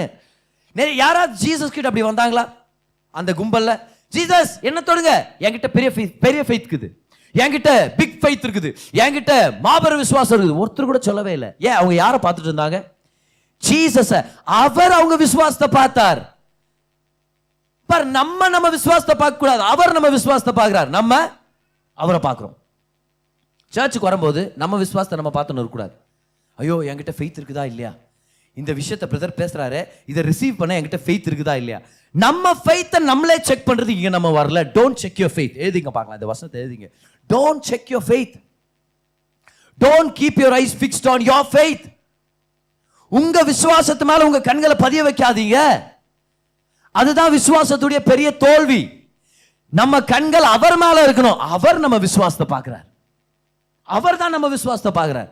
அப்போ ஒருத்தர் இயேசுகிட்ட வந்து அவங்க விசுவாசத்தை பத்தி பெருமையா பேசல, ஜீசஸ் என் ஃபெய்த் வந்து கிரேட், என் ஃபெய்த் வந்து ரொம்ப பெருசா இருக்கு, என்ன தொடுங்க, என்ன தொட்டிங்கன்னா கன்ஃபார்ம் சுகம் கிடைக்கும், பாத்தீங்களா, தொட்டு பாத்தீங்களா, பாருங்க ஜீசஸ் வாங்க. இல்ல அவர் அவங்க விசுவாசத்தை பார்க்கிறார். 100க்கு அதிபதி இயேசுகிட்ட வந்து சொல்றாரு, நான் ஒரு வார்த்தை சொன்னா அதை கேட்கறதுக்கு சோல்ஜருங்க இருக்கிறாங்க, அதே மாதிரி நீங்க ஒரு வார்த்தை சொல்லுங்க நடக்கும். ஜீசஸ் பார்க்கிறாரு, அட ஏன் வார்த்தையின் வல்லமை மேல உனக்கு அந்த மாதிரி ஒரு நம்பிக்கையா? பார், நூற்றுக்கு அதிபதியுடைய கண்கள் இயேசுடைய அதிகாரத்து மேல இருந்துச்சு. என்ன மாதிரி அதிகாரம் உடையவர் இவரு, இவருக்கு இருக்கிற பவர்ல இவர் பேசினாலே சுகமாடு. ஜீசஸ் நீங்க வேற ஒரு வார்த்தை பேசுங்க, என் வீட்டுக்கு வர்ற அளவுக்கு நான்லாம் பெரிய தகுதியானவன் இல்லை, நீங்க ஒரு வார்த்தை பேசுங்க போதும் ஆண்டவரே. ஜீசஸ் சொல்றாரு, என் வார்த்தையின் அதிகாரத்து மேல உனக்கு அவ்வளோ விசுவாசமா? அவனை பார்த்து இயேசு சொல்றாரு, பாருங்க உன் விசுவாசம் பெரியது. இந்த நூற்றுக்கு அதிபதி வந்து சொல்லவே இல்லை, ஜீசஸ் தெரிதா யாருன்ட்டு தெரிதா? ஜீசஸ் தெரியலையாப்பா, இல்லை பெரிய விசுவாசம் நான் தான் சொல்லவே இல்லையே. பாருங்க ஜீசஸ் தெரிதா, என் உள்ளத்துல பெரிய விசுவாசம் பார். ஆபிரகாம் ஈசாக்கிட்ட கூட பார்க்கல. நீங்க இப்போ சொல்வீங்க அடுத்த வசனம் அத்தா ஜீசஸ் இல்லை. He was conscious of Jesus' power. இயேசுடைய வல்லமை மேல கண்கள் இருந்துச்சு. இயேசு அவனுடைய விசுவாசத்தை பார்த்தார். அதே போலதான் கானானிய ஸ்திரீ கிட்ட இயேசு சொல்றாரு, பாருமா நீ அந்நிய தேசத்து பெண், நான் வந்திருக்கிறது இஸ்ரவேல் ஜனங்களை காப்பாத்தேன். புள்ளிங்களுக்கு இருக்கிற ரொட்டியை பிடிங்கி நான் நாய்க்குட்டிங்களுக்கு போட்டான்னு கேட்குறாரு. யாரு நாய்க்குட்டினாரு? கானானிய ஸ்திரியை. நம்மளாம் தான் என்ன பண்ணியிருந்திருப்போம், எவ்வளோ பேஜாராக இருப்போம். நம்ம நானே வீட்டில் கஷ்டம்னு சொல்லி இங்கே வந்தா என்ன பார்த்து நாயை பேன் திட்டின்னுக்கிறீங்களா நீங்கள்? என்ன மாதிரி இருக்கும் அது முதல்ல அந்த மாதிரி பேச முடியுமா? ஆனால் அதே ஒரு கிருபன்றதை நம்ம தெரிஞ்சுக்கணும். நம்ம அது லேட்டராக என்னைக்காவது ஒரு நாள் எக்ஸ்பிளைன் பண்ண முடியும். ஆனால் அந்த அம்மா சொல்கிறாங்க, நாய்க்குட்டி தான், கரெக்டு நான் நாய்க்குட்டியாகவே இருந்துக்கிறேன். ஆனால் நாய்க்குட்டிங்களுக்கு அந்த மேஜையிலேருந்து மிச்சம் மீதி பிரெட்டு துண்டுங்களை நாய்க்குட்டிக்கு போடுவீங்கல்ல, அந்த மாதிரி எனக்கு மிச்சம் மீதி ரொட்டி துண்டு போடுங்க, அது எனக்கு போதுன்ற மாதிரி வந்தாங்க பாரு. அப்படின்னா என்ன நம்ம சொல்கிறாங்க, நான் நாய்க்குட்டி தான், ஆனால் என் எஜமான் நாய்க்குட்டிங்களை கூட பட்னி போடாத அளவுக்கு நல்லவர். பாரு அவங்க கண்கள் எது மேலே இருந்துச்சு? அவங்க மேலே இல்லை. என்னையும் நாய்க்குட்டின்ட்டியோ, நீ எல்லாம் பாஸ்டரா, நீ பிரதரா, நீ போய் நிற்கிறேன். நான் நீங்களாம் இந்த சர்ச்சு நல்லா இருக்காதரா, இந்த சர்ச்சு கூட்டின்னு வந்தா பாரு, யாருன்னு கூப்பிட்டுதுரா அப்படி யோசிப்பாரு. நம்ம சண்டா இருந்துரும், நம்ம இந்தியாக்கார பொண்ணு சொல்லியிருந்தா அதை கரெக்டா இல்லையா? இப்போ ரொம்ப ஜாக்கிரதையாக பேசணுமா இல்லை? இந்த மாதிரி வார்த்தைங்களாம் நம்ம அப்படியே கேவலமாக பேச முடியுமா? வெளியே ஒரே சண்டை. மனைவி அப்படியே கோபத்தில் உள்ள வந்தாங்க. வந்து ஹஸ்பண்ட் கிட்ட, நான் கேட்டுன்னு சும்மா இருக்கிற, என்ன நாயின் திட்டின்னுங்கிறான் அவன், கேட்டுன்னு சும்மா இருக்கிற. இவன் போனா கோவத்தில், டாய் அறிவு இருக்குதாடா உனக்கு, நாய் பேய்க்கும் வித்தியாசம் தெரியாதாடா உனக்கு, அப்பன் கிடைக்குமா சோற அவனுக்கு நைட் அன்னைக்கு? இவ்வளோ ஜாக்கிரதையாக பேசணுமாகுது பாரு. இந்த அம்மாவோட கண்கள் தேவன் எவ்வளோ நல்லவர் அப்படின்றது மேலே இருந்துச்சு. நான் நாய்க்குட்டி தான், ஆனால் அவர் நல்லவர், என் எஜமான் நல்லவர், நாய்க்குட்டிங்களை கூட பட்னியாக விட மாட்டார். அப்போ நான் நாய்க்குட்டியாகவே இருந்துக்கிறேன், எனக்கு ஒரு ரொட்டி துண்டு குத்திங்கன்னா போதும், என் பொண்ணு சுகமாகணும். Be focused on his goodness. ஒரு நாள் 4 நண்பர்கள் படுக்கையாக ஒருத்தர் இருக்கிறான். தன்னுடைய நண்பனை சுமந்துட்டு வீட்டுக்கிட்ட வர்றாங்க. ஏன்னா இயேசு அந்த வீட்டுக்குள்ளே பிரசங்கம் பண்ணிட்டு இருக்கிறார். அது இயேசு கிறிஸ்துவோடைய வீடாகவே இருந்திருக்கலாம், கப்பர்நகூம்ல, இல்லை அவருடைய சீஷன் பேதுருடைய வீடாக இருந்திருக்கலாம் அப்படின்னு சொல்கிறாங்க. ஸோ அவங்க வீடு ஏதோ ஓட்டு வீடு மாதிரி தெரியுது. இல்லைனா போய் எப்படி கூரையை பிக்க முடியும், இல்லை காங்கிரீட்டை போய் உடச்சுன்னு இருக்க முடியுமா அந்த நேரத்தில்? ஸோ ஏதோ ஒரு ஓட்டு வீடு மாதிரி ஒரு டைல் சிஸ்டம் அவங்களுக்கு பார்க்குறாங்க. வீடே ரொம்பிட்டுக்குது, உள்ளே கூட்டின்னு போக முடியல அவங்க நண்பனை. ஏன்னா அவங்க நண்பனை எப்படியாவது சுகத்தை அவன் சுகம் கிடைச்சிடணும்னு சொல்லிட்டு அவங்களுக்கு ஒரு எண்ணம், ஜீசஸை பார்த்தா சுகம் கிடைச்சிடணும். அப்புறம் பார்க்குறாங்க, இல்லை இது நடக்கிற காரியத்தில் நம்ம வந்து மேலே ஏறி போயிடலாம் கூரை மேலேன்னு சொல்லி கூரை மேலே போய் அங்கே இருக்கிற டைல்ஸ் எல்லாம் அதான் எல்லாம் ஓடுங்களை எல்லாத்தையும் செப்பரேட் ஆகிட்டு அங்கே ஒரு ஓட்டையை பண்ணி அங்கே அவனுடைய நண்பனை அப்படியே அந்த பெட்டோடு அப்படியே இறக்கி விட்டுறாங்க, கீழே இறக்கி விட்டுறாங்க. வசனத்தில் நம்ம படிக்கிறோம், and Jesus saw their faith. Jesus saw their faith. See, faith cannot be felt, but faith can be perceived.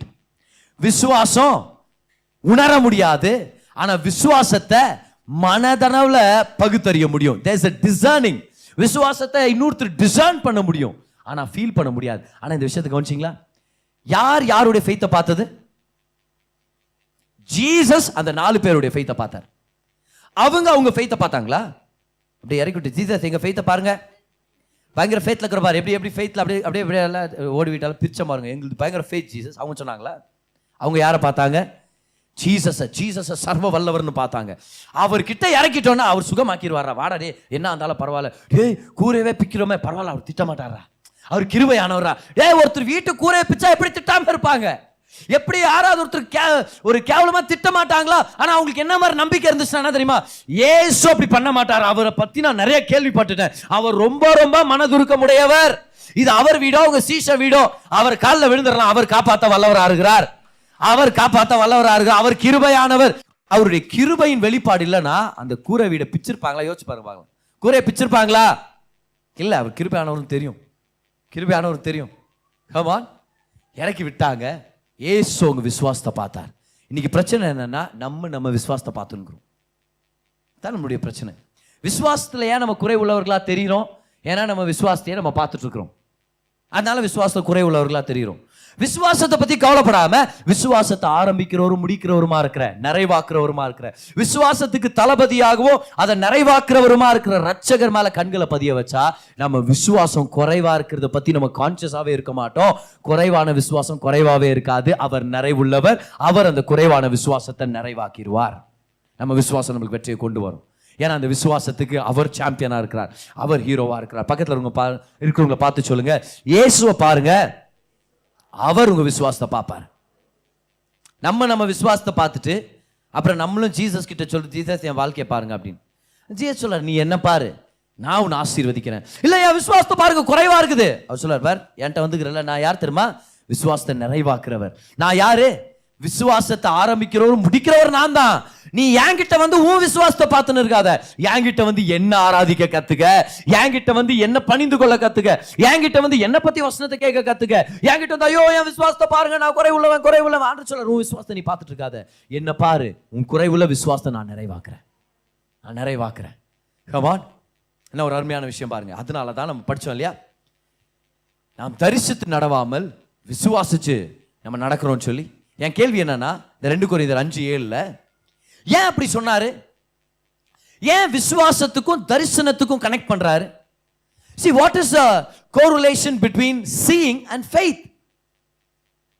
பார்க்கிறதுக்கும் தரிசிக்கிறதுக்கும் விசுவாசிக்கிறதுக்கும் என்ன சம்பந்தம்? அது ரெண்டுக்கும் என்னத்துக்கு ஒரு கம்பேரிசன் கொடுக்குறாரு? ஏன்னா விசுவாசமும் பார்க்கிறது தான். அப்படியா? அப்படியே ஆப்போசிட்டா இருக்குது. தரிசித்து நடவாமல் விசுவாசித்து நடக்கிறோம் தான படிக்கிறோம். விசுவாசத்துக்கும் தரிசிக்கிறதுக்கும் ஏன் கம்பேர் பண்றாரு? ஏன்னா faith is also a type of seeing. But this is the thing. அந்த விசுவாசத்தை நம்ம எப்படி அந்த வசனத்தை நம்ம எப்படி பாராஃப்ரேஸ் பண்ணணும் தெரியுமா? நாம் தரிசித்து நடவாமல் விசுவாசித்து நடக்கிறோம். அதே வசனத்தை எப்படி படிக்கணும்னா, காணப்படுகிறவைகளை தரிசித்து நடவாமல் காணப்படாதவைகளை தரிசித்து நடக்கிறோம். What is faith? Faith is seeing, but seeing the unseen realm. But seeing the unseen world. காணப்படாத உலகத்துல கர்த்தர் நமக்காக வேலை செஞ்சிருக்கிறார். காணப்படாத உலகத்துல உங்க சுகம், உங்களுக்கு ஆரோக்கியம், உங்களுக்கு ஆயத்தமா இருக்குது.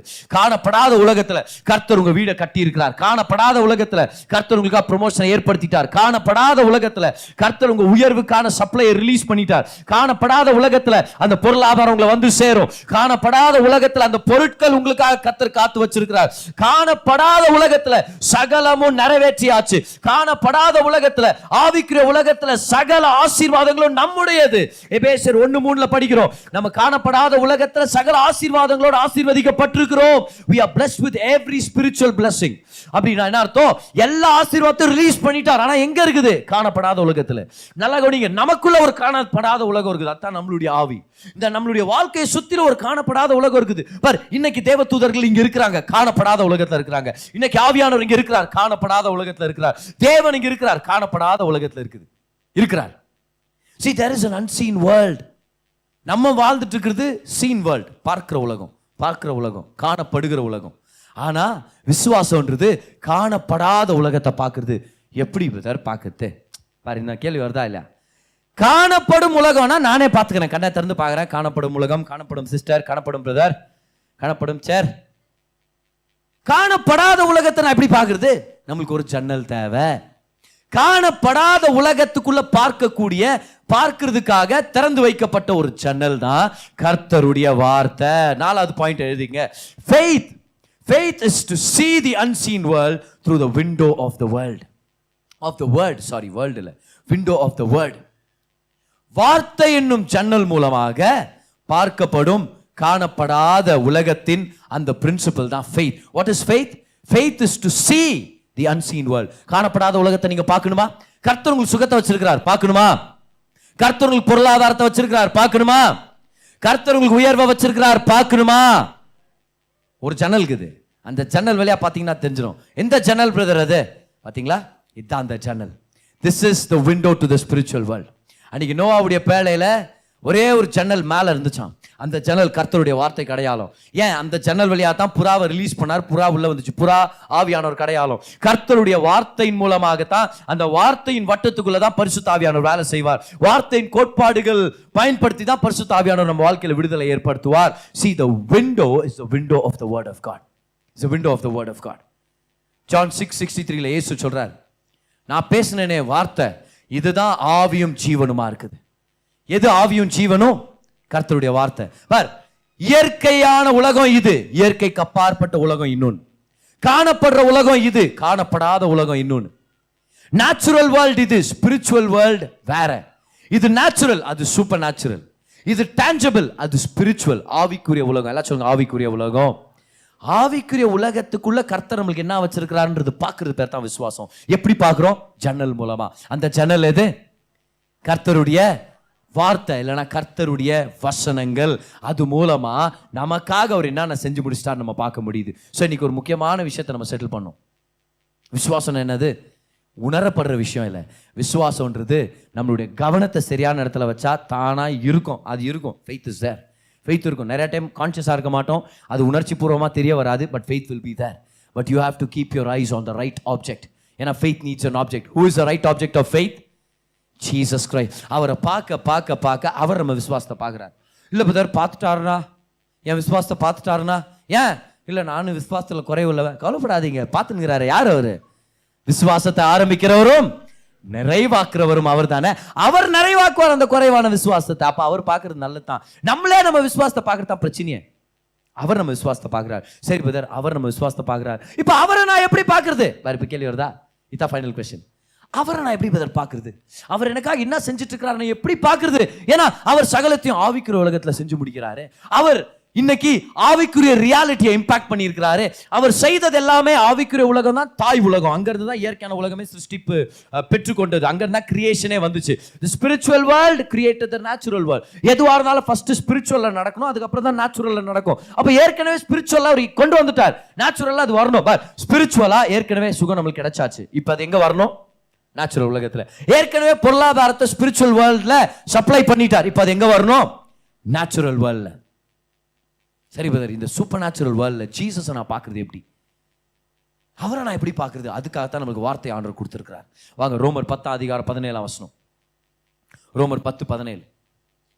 ரோமர் 10:17. பார், விசுவாசம்ன்றது ரொம்ப சிம்பிள், ரொம்ப ப்ராக்டிக்கல். விசுவாசம் உடனே ரொம்ப காம்ப்ளிகேட்டட் டாக்டரின், அது வந்து ப்ராக்டிக்கல் இல்லை, அதெல்லாம் பாஸ்டருங்களால ப்ராஃபட்டுங்களால மட்டும்தான் புரிஞ்சுக்க முடியும் நம்ம நினைக்கிறோம். தெரியுமா? அது எவ்வளோ பெரிய தப்பு. இந்த சீரீஸில் நம்ம கற்றுக்கிட்டு இருக்கிறோம். இது 6வது வாரம் விசுவாசத்தை பற்றி. எவ்வளோ பேர் ஒத்துக்கிறீங்க விசுவாசம்ன்றது ரொம்ப சிம்பிள் அப்படின்னு? விசுவாசம் ரொம்ப ப்ராக்டிக்கல். இப்போ நான் எப்படி டீச் பண்ணிட்டு இருக்கிறேன்? விசுவாசத்தை ப்ராக்டிக்கலாக டீச் பண்ணிட்டு இருக்கிறேன். ஒவ்வொரு நாளும் எப்படி விசுவாசத்தில் வாழ முடியும்னு நான் டீச் பண்ணிட்டு இருக்கிறேன். ஓகே, பாருங்க ரோமர் 10:17. ஆதலால் விசுவாசம் கேள்வியினாலே வரும், கேள்வி தேவனுடைய வசனத்தினாலே வரும். விசுவாசம் கேட்கிறதால வரும், தேவனுடைய வசனத்தை கேட்டுனே இருக்கிறதுனால வரும். 2 இடத்துல இந்த வசனத்தை நம்ம படிக்கிறோம். Comes, faith comes, faith comes. முதல் இந்த விஷயத்தை நோட் பண்ணுங்க, விசுவாசம் வரும். விசுவாசத்துல குறை உள்ளவர்கள் நல்லா தைரியமா பெற்றுக்கொள்ளுங்க, விசுவாசம் வரும். பதர், என் பொருளாதாரத்துக்காக எனக்கு விசுவாசம் வேணும், விசுவாசம் வரும். பதர், என் திருமண வாழ்க்கை என்ன மாதிரி கஷ்டத்தை அனுபவிச்சிட்டோம்னா எனக்கு தெரியல பதர், எப்படிதான் நாங்க நல்லா இருக்க போறோம், விசுவாசம் வரும். பதர், என் உடல் ஆரோக்கியம் டாக்டருங்க சொல்லிட்டாங்க பதர், இது ரொம்ப கஷ்டம், 1000ல் ஒருத்தனுக்கு தான் அப்படி வரும் அப்படின்ட்டாங்க, நான் என்ன பண்றதுன்னு எனக்கு தெரியல, டாக்டருங்களுக்கே தெரியல பதர் அது என்ன வியாதின்னு. எத்தனை வியாதிகள் அந்த மாதிரி இப்ப கண்டுபிடிச்சுன்னு இருக்காங்க இல்லையா? டாக்டருங்களுக்கே தெரியல பதர் அது என்ன வியாதினே தெரியலன்னா என்ன மருந்து கொடுப்பாங்க? அப்ப நம்ம யோசிக்கிறோம், எப்படி பதர் இது வெளியே வருது? இதுக்காக எனக்கு விசுவாசம் இல்லையே. விசுவாசம் வரும், ஃபெய்த் கம்ஸ். விசுவாசத்துல குறை உள்ளவர்களா இருக்கிற மாதிரி தோணுச்சுன்னா திடப்படுங்க, பலப்படுங்க, என்கரேஜ் ஆகுங்க. Faith comes. உங்களுக்கு தேவையான விசுவாசம் வரும். கைவெட்டி சொல்லுங்க, விசுவாசம் வரும். சொல்லுங்க, எனக்கு தேவையான விசுவாசம் வரும். என் ஜெயத்துக்கு தேவையான விசுவாசம் வரும். என் சுகத்துக்கு தேவையான விசுவாசம் வரும். என் செழிப்புக்கு தேவையான விசுவாசம் வரும். பக்கத்துல ஒன்று பார்த்து சொல்லுங்க, ஃபெய்த் கம்ஸ், ஃபெய்த் கம்ஸ். விசுவாசம் வரும். எப்படி வரும் பாருங்க, இந்த வசனத்தை பாருங்க. விசுவாசம் கேட்கிறதுனால வரும். இப்ப கேள்வின்னு படிக்கிறோம் இல்லையா? தமிழ் பைபிள்ல கேள்வினா உன் பேர் என்ன சாப்பிட்ட, காப்பி குச்சா, டீ குச்சா, அந்த கேள்வி இல்லை. ஹியரிங், கேட்கிறது. விசுவாசம் கேட்கிறதுனால வரும். பார், எத்தனை பேர் பைபிள் படிக்கிற பழக்கம் இருக்குது? எத்தனை பேர் பைபிள் படிக்கிற பழக்கம் இருக்குது? நானும் பைபிள் படிக்கிறேன். நான் ரெகுலரா பைபிள் படிக்கணும் அப்படின்றது என்னுடைய பர்சனல் கமிட்மெண்ட். எனக்காவது ஒரு நாள் இந்த பைபிள் ரீடிங் மிஸ் ஆயிருது, ஆனா நான் விடுதலை அடுத்த நாளே பைபிள் படிக்கணும்னு சொல்லி நான் இறங்கிறேன். பைபிள் படிக்கிறது ஒரு முக்கியமான விஷயம். சரியா? முக்கியமா நம்ம ஸ்கூலுக்கு போய் நம்ம படிக்கிறது கத்துக்கிட்டதுக்கான ஒரு மிக முக்கியமான காரணமே வேதத்தை படிக்கிறதுக்காக தான். சரி, எத்தனை பேர் படிக்க தெரியும்? பைபிள் வாங்க, பைபிளை படிங்க. சரி, படிக்க தெரியாதவங்க கூட எப்படியாவது எழுத்து கூட்டி, யாராவது ஒரு நண்பர்கிட்ட ஸ்நேகிதிட்ட உட்காந்து எழுத்து கூட்டி அப்படியே படிக்கிறத கத்துங்க. வேதத்தை படிக்கிறது ஒரு ஆசீர்வாதம், அதனால விசுவாசம் வரும். ஆனா அதை விட அதிகமா number one way of receiving faith by the word is by hearing the word. கேட்கிறதுனால. பட் நம்பர் ஒன் சிஸ்டம் என்னது? வார்த்தையை கேட்கிறது. வார்த்தையை படிக்கலாம், நல்லது. வார்த்தையை எழுதலாம், நல்லது. வார்த்தையை தியானம் பண்றது ரொம்ப ரொம்ப நல்லது. ஆனா நம்பர் ஒன் வழி நம்ம எடுத்துக்கிட்டோம்னா அது வார்த்தையை கேட்கிறது. உங்களுக்கு விசுவாசத்தில் குறைவுள்ளவர்களா நீங்க ஃபீல் பண்றீங்களா? வார்த்தையை கேளுங்க, நல்ல பிரசங்கங்களை கேளுங்க, நல்ல பிரசங்கங்களை கேளுங்க. ஹியரிங் பிரசங்கங்களை கேட்கறது. அதனால தான் சர்ச்சுக்கு ரெகுலராக வர்றது, நிறைய மெசேஜஸ் யூடியூப் வழியாக நம்ம கேட்கறது, நிறைய செய்திகளை கேட்டுட்டே இருக்கிற பழக்கம் ஏன் முக்கியம்? ஏன்னா விசுவாசம் வரும். கேட்க கேட்க கேட்க விசுவாசம் வரும். By hearing. அடுத்தது பாருங்க எப்படின்னு சொல்லி. அப்ப நம்பர் ஒன் வழி என்னது? கர்த்தரிடத்தில் பெற்றுக்கொள்ற நம்பர் ஒன் வழி என்னது? வார்த்தைய கேட்கிறது. ஆனா இன்னொரு பிரின்சிபலை கத்துக்கலாமா? ஆதலால் விசுவாசம் கேட்கிறதுனாலே வரும். கேட்கிறது இன்னொரு தடவை கேட்கிறதுன்னு வருது பாரு. ஒரே வசனத்துல 2 தடவை ஹியரிங் வருது. இங்கிலீஷ் பைபிள்ல பாருங்க என்ன போடுதுன்னு. faith comes by hearing and hearing. oh very good. இன்னொரு டைம் சொல்லுங்க. faith comes by hearing and hearing. அப்படின்னா என்ன அர்த்தம்? faith does not come by having heard. இல்ல நான் ஒரு நாள் கேட்டுக்கிறேன் இல்ல கேட்டுனே இருக்கிறேன். does not come by having heard. it comes by hearing and hearing. தொடர்ந்து கேட்கிறவங்க அவங்களுக்கு விசுவாசம் வேலை செய்ய ஆரம்பிக்கும். தொடர்ந்து கேட்கிறது. அப்போ ஒரு நாள் கேட்டேன், ஒரு நாள் சர்ச்சுக்கு வந்தேன், என்னைக்கோ ஒரு நாள் இதை பற்றி கேள்விப்பட்டேன், ஒரு நேரத்தில் ஸ்டிக்கரில் நான் படிச்சுட்டு போனேன், ஏதோ ஒரு நாளில் நீங்கள் சொன்னீங்க பிரதர், அந்த மாதிரி என்னைக்கோ ஒரு நாள் அனுபவத்தை பேசக்கூடாது. கிறிஸ்தவ வாழ்க்கைன்னு வரும்போது கேட்டுனே இருக்கிற அந்த அனுபவத்து மூலமாக நம்ம பேசணும். Hearing and hearing. கேட்டுனே இருங்க. விசுவாசம் வரணுமா? கேட்டுட்டே இருங்க. கர்த்தருடைய வார்த்தையை கேட்டுட்டே இருங்க. Hearing and hearing. Hallelujah. come on, hearing and hearing. அதுக்காக தான் நம்ம ரெகுலரா சர்ச்சுக்கு வரோம். அதுக்காக தான் பைபிள் ஸ்டடி வந்துட்டு இருக்கோம். to keep hearing and hearing. எதை கேட்கறதுனால வரும்? ஆதலால் விசுவாசம் கேட்கறதுனால வரும். எதை கேட்கறதுனால? தேவனுடைய வசனத்தினாலே இருக்கு தெரியுமா? இந்த தேவனுடைய வசனம்ன்றது ஒரிஜினல் கிரீக்ல போனா தியோஸ் இல்ல. தியோஸ்னா தேவன், தியாலஜி அப்படின்றோம். தியோனா தேவன், சரியா? ஆனா இந்த இடத்துல இருக்கிற வார்த்தை கிறிஸ்தோஸ். என்ன வார்த்தை அது ஒரிஜினல் கிரீக்ல? சில பேர்ட்ட ஸ்டடி பைபிள், இந்த பைபிள் சாஃப்ட்வேர் இதெல்லாம் உங்க போன்லயே கூட இருக்கும் பாரு. அதுல நீங்க பாத்தீங்கன்னா அந்த இடத்துல இருக்கிற வார்த்தை கிறிஸ்தோஸ். இப்ப கிறிஸ்தோஸ்ன உடனே கண்டிப்பா அது யாரை குறிக்கும்ன்றீங்க? தேவனா கிறிஸ்துவையா? சொல்லும் போதே கிறிஸ்தோஸ்ன்னு வருதே. அப்ப கிறிஸ்துவின் வார்த்தை தானே. அப்ப இந்த வசனத்தை எப்படி படிக்கணும்? விசுவாசம் கேட்கறதுனால வரும், கேட்டுனே இருக்கிறதுனால வரும், திரும்ப திரும்ப கேட்கறதுனால வரும். நாத்த திரும்ப திரும்ப கேட்கறதுனால கிறிஸ்துவ பத்தின வசனத்தை கேட்கறதுனால வரும். பார், முழு வேதாகமும் கர்த்தருடைய வார்த்தை, அதுல எந்த சந்தேகமும் இல்லை. ஆனா முழு வேதாகமத்துல நியாயப்பிரமாணங்கள் நிறைய இருக்குது. கர்த்தருடைய ஜட்ஜ்மெண்ட்ஸ், பனிஷ்மெண்ட் எல்லாம் நம்ம படிக்கிறோம். இப்ப நியாயப்பிரமாணத்து இன்ஃபர்மேஷன் நம்மளுக்கு ஃபெய்த்தை கொண்டு வராது. நல்லா கவனிங்க. நியாயப்பிரமாணத்து இன்ஃபர்மேஷன், தகவல், கொலை செய்யாதிருப்பாயாக, நிறைய விதமான கட்டளைங்களா இருக்குது, சரியா? இச்சையாதிருப்பாயாக, பிறருடைய பொருளை இச்சையாதிருப்பாயாக. அந்த இச்சைன்ற ஒரு விஷயத்துல நம்ம ஒருத்தராமே தப்பிக்க முடியாது. அப்போஸ்தலர் பவுல் சொல்றாரு, நியாயப்பிரமாணத்தை பொறுத்த வரைக்கும் என்ன ஒரு விஷயத்துல குற்றம் சாட்ட கூடாத அளவுக்கு நான் வாழ்ந்தேன். ஆனா இச்சையாதிருப்பாயாக ஆண்டவர் சொன்னார் பார், அது எனக்குள்ள இருக்கிற பாவத்தெல்லாம் வெளியே கொண்டு வந்துச்சு. ஏன்னா வேற எல்லாமே செயல்கள், ஆனா இச்சைன்றது மனதை பொறுத்தது. கரெக்டா இல்லையா? கொலை செய்யாதுன்றது ஒரு செயல், பொய் சொல்லாதுன்றது ஒரு செயல், பொய் சாட்சி சொல்லாத ஒரு செயல் இல்லையா? திருடாதுன்றது ஒரு செயல். ஆனா இச்சையாதிருப்பாயாகனா என்ன அர்த்தம்? வெளியே நல்ல மாதிரி ஸ்மைல் பண்ணலாம், ஆனா இன்னொருத்தனுடைய பொருளுக்காக, இன்னொரு ஒரு பெண்ணுக்காகவோ ஒரு ஆணுக்காகவோ இச்சைய மனதளவுல வளர்த்துக்க வாய்ப்பு இருக்குது. அதுல அப்போஸ்தலர் பவுல் மாட்டிக்கினார். என்னன்னு சொல்றாரு? அந்த இச்சையாதிருப்பாயாகன்னு சொன்னார் பாரு, அது எனக்குள்ள இருக்கிற எல்லா பாவ அந்த சுபாவத்தை வெளியே கொண்டு வந்துச்சு. அப்புறம் தான் எனக்கு தெரிய வந்துச்சு, எனக்கு ஒரு ரட்சகர் தேவை, யார் என்னை விடுவிக்குவான்னு நான் கூப்பிட்டேன், அவர் என்னை காப்பாத்தினார் அப்படின்றார் பவுல். பாருங்க, நியாயப்பிரமாணத்துடைய இன்ஃபர்மேஷன் ஃபெய்த்தை கொண்டு வராது. நியாயப்பிரமாணத்துடைய இன்ஃபர்மேஷன் கண்டம்னேஷனை கொண்டு வரும். ஆனா நியாயப்பிரமாணத்தை கிறிஸ்து நிறைவேற்றிட்டார் அப்படின்ற கிறிஸ்துவ பத்தின செய்தி வெளிப்பாடை கொண்டு வரும். அந்த வெளிப்பாடு விசுவாசத்தை கொண்டு வரும். Information never brings faith. Revelation brings faith. எழுதிங்க பார்க்கலாம். அதனால தான் நமக்கு ஆவியானவர் தேவை. Information does not bring faith, but revelation brings faith. Revelation சொல்லுங்க. Revelation ரோமர் 1:17 படிக்கிறோம். கிறிஸ்துவின் சுவிசேஷத்தை குறித்து நான் வெட்கப்படேன், முன்பு யூதரிலும் பின்பு கிரேக்கரிலும் விசுவாசிக்கிற எல்லாருக்கும் அது தேவ பலனாக இருக்குது.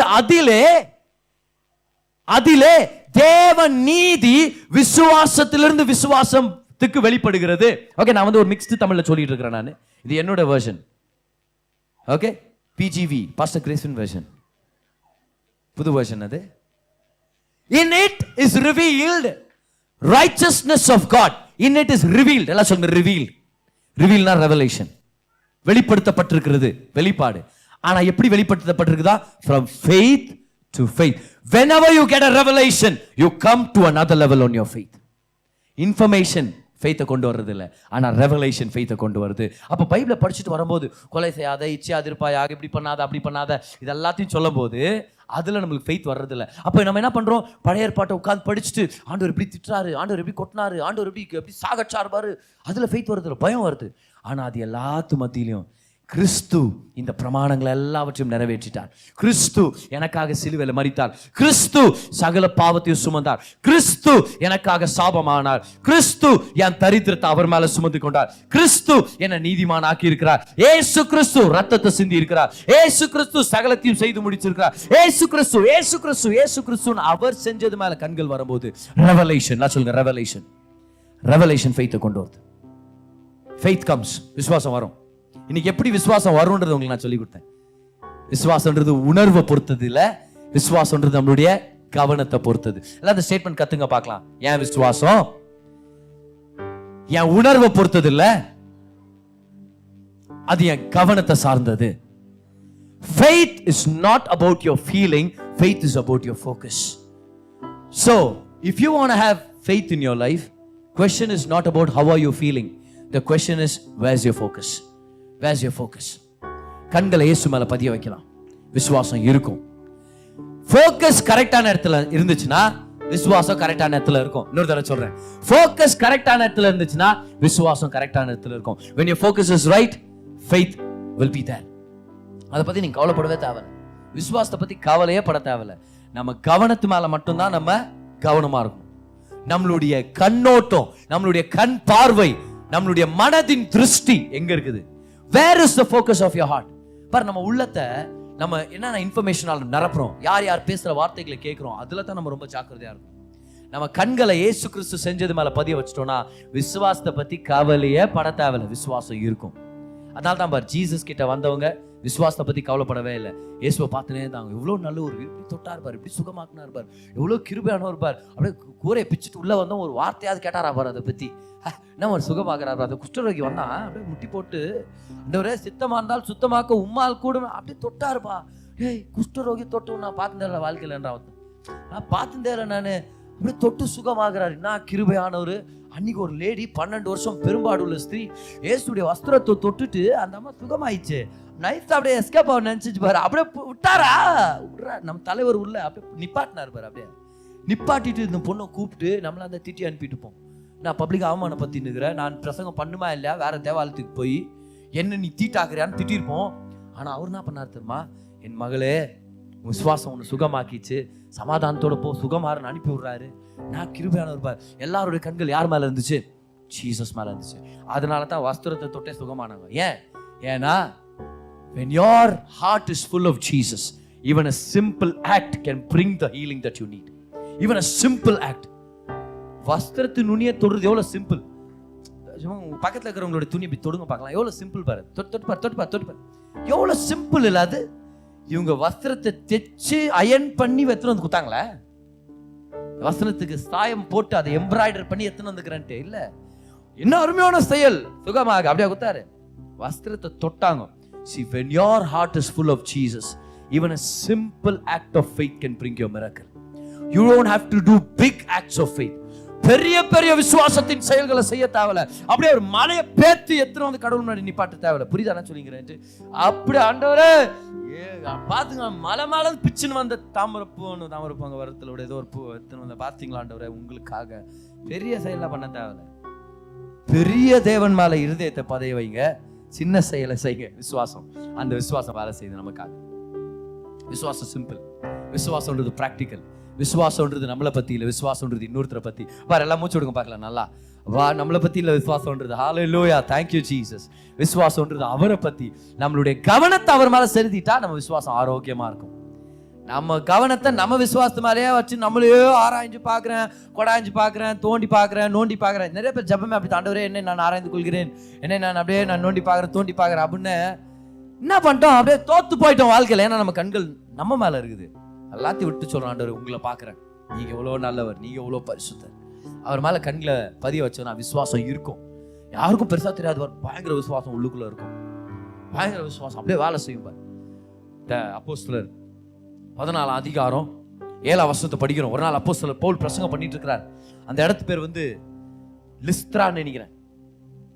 பிரசங்கம் பண்ணிட்டு இருக்கிறார். அங்க ஒரு தாயின் வயிற்றுல இருந்தே முடவனா இருந்த ஒருத்தர் அவருடைய பிரசங்கத்தை கேட்டுட்டு இருக்கிறார்.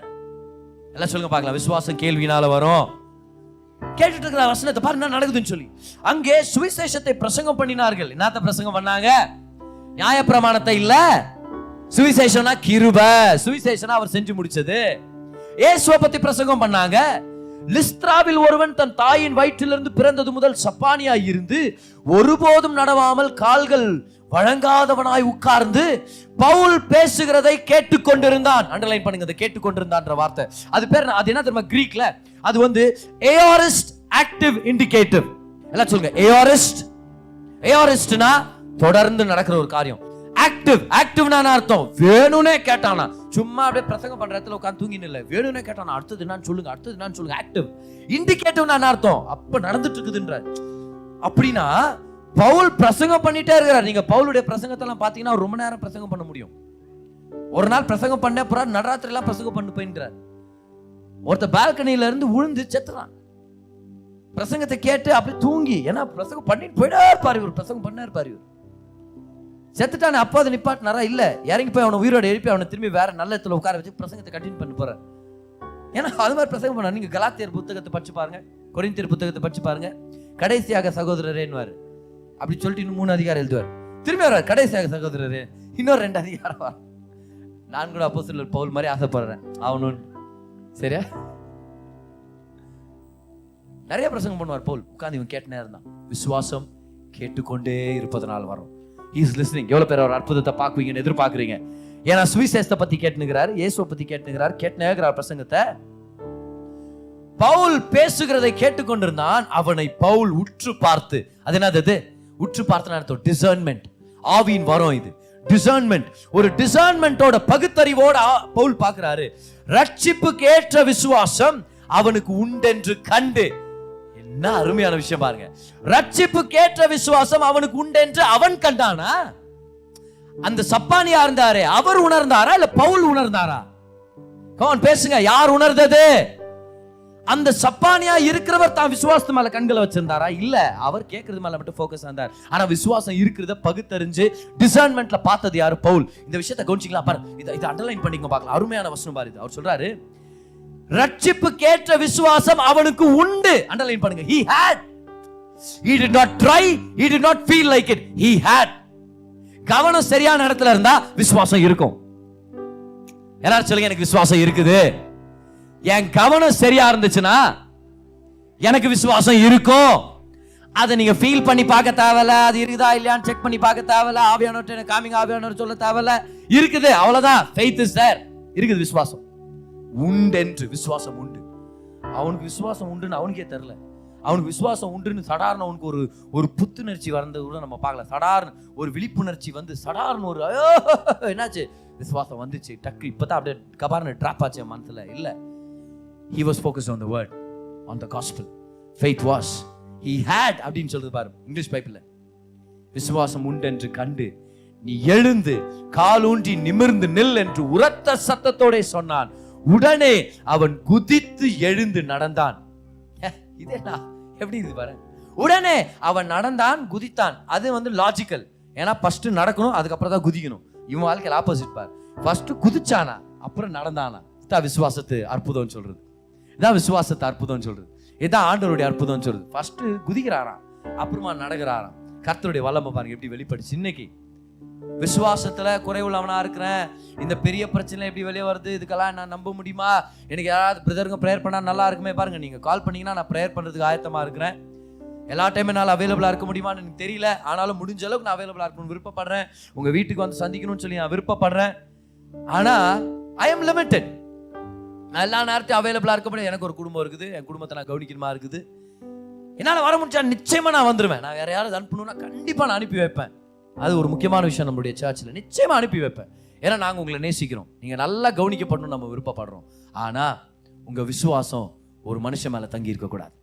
உங்க விசுவாசம் ஏதோ ஒரு லீடர் மேல பதிய வைக்கிறதா இருக்கக்கூடாது. கிரேஸ் பிரதர் மட்டும் ப்ரேயர் பண்ணா நான் சுகமாயிடுவேன் பாரு, அந்த மாதிரி நிலைமைக்கு நம்ம சர்ச்சு ஒரு காலமும் வரக்கூடாது. கிரேஸ் பிரதர் இல்லைனாலும் பரவாயில்ல, அவர் சொல்லி கொடுத்த இயேசுவை பத்தி எனக்கு தெரியும், வார்த்தையை பிடிச்சிக்கிறேன், நான் மேல வர போறேன், கர்த்தர் எனக்கு அற்புதத்தை செய்வார். அதான் வெற்றிகரமான சபைக்கான அடையாளம். அதான் வெற்றிகரமான சபைக்கான அடையாளம். Keep your faith on Jesus. அவர் மேல விசுவாசத்தை பதிய வைங்க. அவர் நம்மளுக்கு நன்மைகளை செய்வார். அவர் நம்மளுக்கு ஆசீர்வாதங்களை ஏற்படுத்துவார்.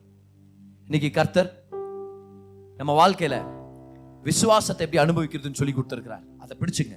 உங்க கவனத்தை சரியான இடத்துல வைங்க. விசுவாசம் வரும். இல்லைன்னு நினைக்கிறீங்களா? விசுவாசம் வரும், விசுவாசம் இருக்கும். கவனத்தை சரியான இடத்துல வச்சோம்னா விசுவாசம் இருக்கும். விசுவாசத்துக்காக நீங்க ட்ரை பண்ண தேவையில்லை. இது என்ன அருமையா இருக்குப்பா சொல்றதுக்கு. ட்ரை பண்ணாதீங்க, ட்ரஸ்ட் பண்ணுங்க. See, faith is not about trying, faith is about trusting. Trusting நான் என்ன அர்த்தம்? என் முயற்சினால இது இல்லை, ஆனா அவர் நினைச்சாருன்னா அவர் செஞ்சிருவார். இது பேர் என்னது? Trusting. Trusting. It's not about trying, it's about trusting. ஒரு வீடு 2 ஸ்டோரி பில்டிங் தீப்பிடிச்சு எரியுது. எல்லாம் வெளியே வந்துட்டாங்க. ஆனா 2வது வீட்டு மாடியில, 2nd ஃப்ளோர் மாடியில 6 வயசு பையன் மாட்டிக்கிட்டான். தீயணைப்பு வீரர்கள் வந்துட்டாங்க, கம்பளி எடுத்துட்டு வந்திருக்கிறாங்க. ஒரு சில பேர் பக்கெட்ல தண்ணி எடுத்துட்டு வராங்க. எல்லாரும் தீயணைப்பு ட்ரை பண்றாங்க. ஆனா பிள்ளைய காப்பாற்ற முடியல. அவன் மேல இருக்கிறான் 2வது மாடியில. தீயணைப்பு வீரர்கள் வந்து ஒரு பெரிய நெட்டை விரிச்சுட்டாங்க. நெட்டை விரிச்சு சொல்றாங்க, டேய் தம்பி குதிடா, நான் பிடிச்சுக்கிறோம். அவன் குதிக்க மாட்டேங்கிறான். நெருப்பை விட குதிக்கிறது பயமா தோணும். கரெக்டா இல்ல? எப்படி குதிக்கிறது? 20 அடி உயரத்துல எப்படி குதிப்பான் ஒரு சின்ன பையன், 6 வயசு பையன். பாக்குறான், குதிக்க முடியல. அங்கிள் என்னால குதிக்க முடியல, அழுறான். கீழே இருந்து ஒருத்தர் மேல போக முடியல. ஏன்னா நெருப்பு அப்படியே கம்ப்ளீட்டா ஆட்கொண்டுருச்சு. அந்த வீடே நரம்பி இருக்குது நெருப்புனால. ஆனா அவன் மேல இருக்கிறான். எல்லாம் ரெடியா வச்சிருக்கிறாங்க நெட்டை. ஆனா குதிக்கிறதுக்கு விசுவாசம் வேலை செய்யல. குதிக்கிறதுக்கு நம்பிக்கை வரல. எப்படி குதிக்கிறது தெரியலையே. ஐயோ குதிச்சா நான் என்ன ஆவன்னு எனக்கு தெரியலையே. அந்த நேரத்துல வீடு பத்தி எரியுதுன்னு சொல்லி அந்த வீட்டு தகப்பனுக்கு நியூஸ் போயிருச்சு. அவங்க அப்பா ஓடி வர்றாரு. ஐயோ வீட்டுல இருக்கிறவங்களா வெளியே வந்துட்டாங்களான்னு தெரியலையே, காப்பாற்றப்பட்டாங்களான்னு தெரியலையேன்னு ஆதுங்கத்தோட வர்றாரு. இவர் வந்து நிக்கிறாரு. அவங்க மகன் மேல இருக்கிறான். அவங்க அப்பா முகத்தை மகன் பாக்குறான். அப்பா சொல்றாரு, டாய் குதி அப்படின்றாரு. அப்பாவை பார்த்த உடனே மகன் எதையுமே கவலைப்படல, கபார்னு குதிச்சான். காப்பாற்றப்பட்டான். அத்தனை பேர் சொன்னாங்கப்பா, குதி குதி, நான் காப்பாத்தணும், புடிச்சுக்கிறேன்டா, குதிடா, கவலைப்படாத. ஆனா விசுவாசம் வேலை செய்யல. ஆனா தன்னை நேசிக்கிற தகப்பன் என்ன வரனாலும் எங்க அப்பா என்ன விட மாட்டார், இந்த நெட்டு கூட அறுந்து போயிடும்டா, ஆனா எங்க அப்பா வந்துட்டாருன்னா அவர் என்ன கையால ஏந்தி கொள்வார், அவர் என்ன கைவிட மாட்டார். அவரை பார்த்துட்ட விசுவாசத்துக்காக நான் ட்ரை பண்ண தேவையில்ல, நான் குதிக்கிறேன், நான் surrender ஆகுறேன். See, all you need is a revelation of who Jesus is. அவர் எவ்வளவு நல்லவர், அவர் எவ்வளவு பெரியவர் என்ற வெளிப்பாடு. இன்னைக்கு இந்த அருமையான விசுவாசத்துடைய பிரின்சிபல் நம்ம கத்துக்கிட்டோம். நம்மளுக்கு ஒரு ஹோம்வொர்க் கூட. இனிமே வசனத்தை படிக்கும்போது இயேசுவை பார்க்கணும்னு படிங்க. ஏசு என்ன செஞ்சு முடிச்சான்னு பார்க்கணும்னு படிங்க. அப்படி நீங்க பார்க்க விசுவாசம் இருக்கும். விசுவாசத்தை பத்தி நீங்க கவலையப்பட தேவை. ஆமென். எவ்வளவு பேர் நீங்க டீச்சிங்கை பெற்றுக்கொண்டீங்க? கரங்களை தட்டி இன்னொரு முறை கர்த்தருக்கு நன்றி செலுத்துங்க. கமா நல்லா நன்றி செலுத்துங்க. கர்த்தர்களோட பேசியிருப்பாருன்னு சொல்லி நான் நம்புறேன். என்ன ஒரு அருமையான வார்த்தை. தேவன் தம்முடைய ஜனங்களுக்கு சுகத்தை கொடுக்கும்படி, செழிப்பை கொண்டு வரும்படி, சமாதானத்தை கொடுக்கும்படி அவருடைய பிரசங்கிக்கப்பட்ட வார்த்தையை பயன்படுத்துறார். இந்த பிரசங்கம் உங்களுக்கு ஒரு தீர்க்க தரிசனமான வார்த்தையை கொண்டு வந்திருக்கோம் அப்படின்னு சொல்லி நான் நம்புறேன். உங்களுடைய தேவைக்கேற்ற மாதிரி கர்த்தர் உங்களோட பேசியிருப்பார், உங்களை பலப்படுத்தி இருப்பார். நம்ம ஜெபிக்க போறோம். அதுக்கு முன்னாடி இந்த விஷயங்களை ஞாபகம் வச்சுங்க. தேவன் நல்லவர், அவர் உங்க மேல கிருபையா இருக்கிறார். நீங்க நல்லா இருக்கணும்னு சொல்லி அவர் விருப்பப்படுறார். உங்க வாழ்க்கையில நடக்கிற சகல காரியங்களையும் நன்மைக்கு எதுவாக அவர் திருப்பிட்டு இருக்கிறார். வாங்க ஜெபிக்கலாம். பிதாவே, உங்க தயவுக்காக நன்றி செலுத்துறோம். இந்த செய்தியை கேட்ட உங்க பிள்ளையை நீங்க தொடுங்க, ஆசீர்வதிங்க, நன்மையால நிரப்புங்க, பலத்தால நிரப்புங்க. அவங்களுக்கு என்ன தேவை இருக்குதுன்னு உங்களுக்கு தெரியும் ஆண்டவரே. மகிமையின் ஐஸ்வர்யத்தின்படி அந்த தேவைகளை சந்திங்க. குடும்பங்களை ஆசீர்வதிங்க, வழி நடத்துங்க, தொழில் ஆசீர்வதிங்க. ஒரு நன்மையிலும் குறைபடாதபடிக்கு நிறைவான ஆசீர்வாதங்களால் நிரப்புங்க. இன்னும் பல நன்மையான காரியங்களை செய்வீங்கன்னு எதிர்பார்க்கிறோம். பலப்படுத்துங்க. இயேசுவின் நாமத்தில் ஜெபிக்கிறோம் பிதாவே. ஆமென், ஆமென்.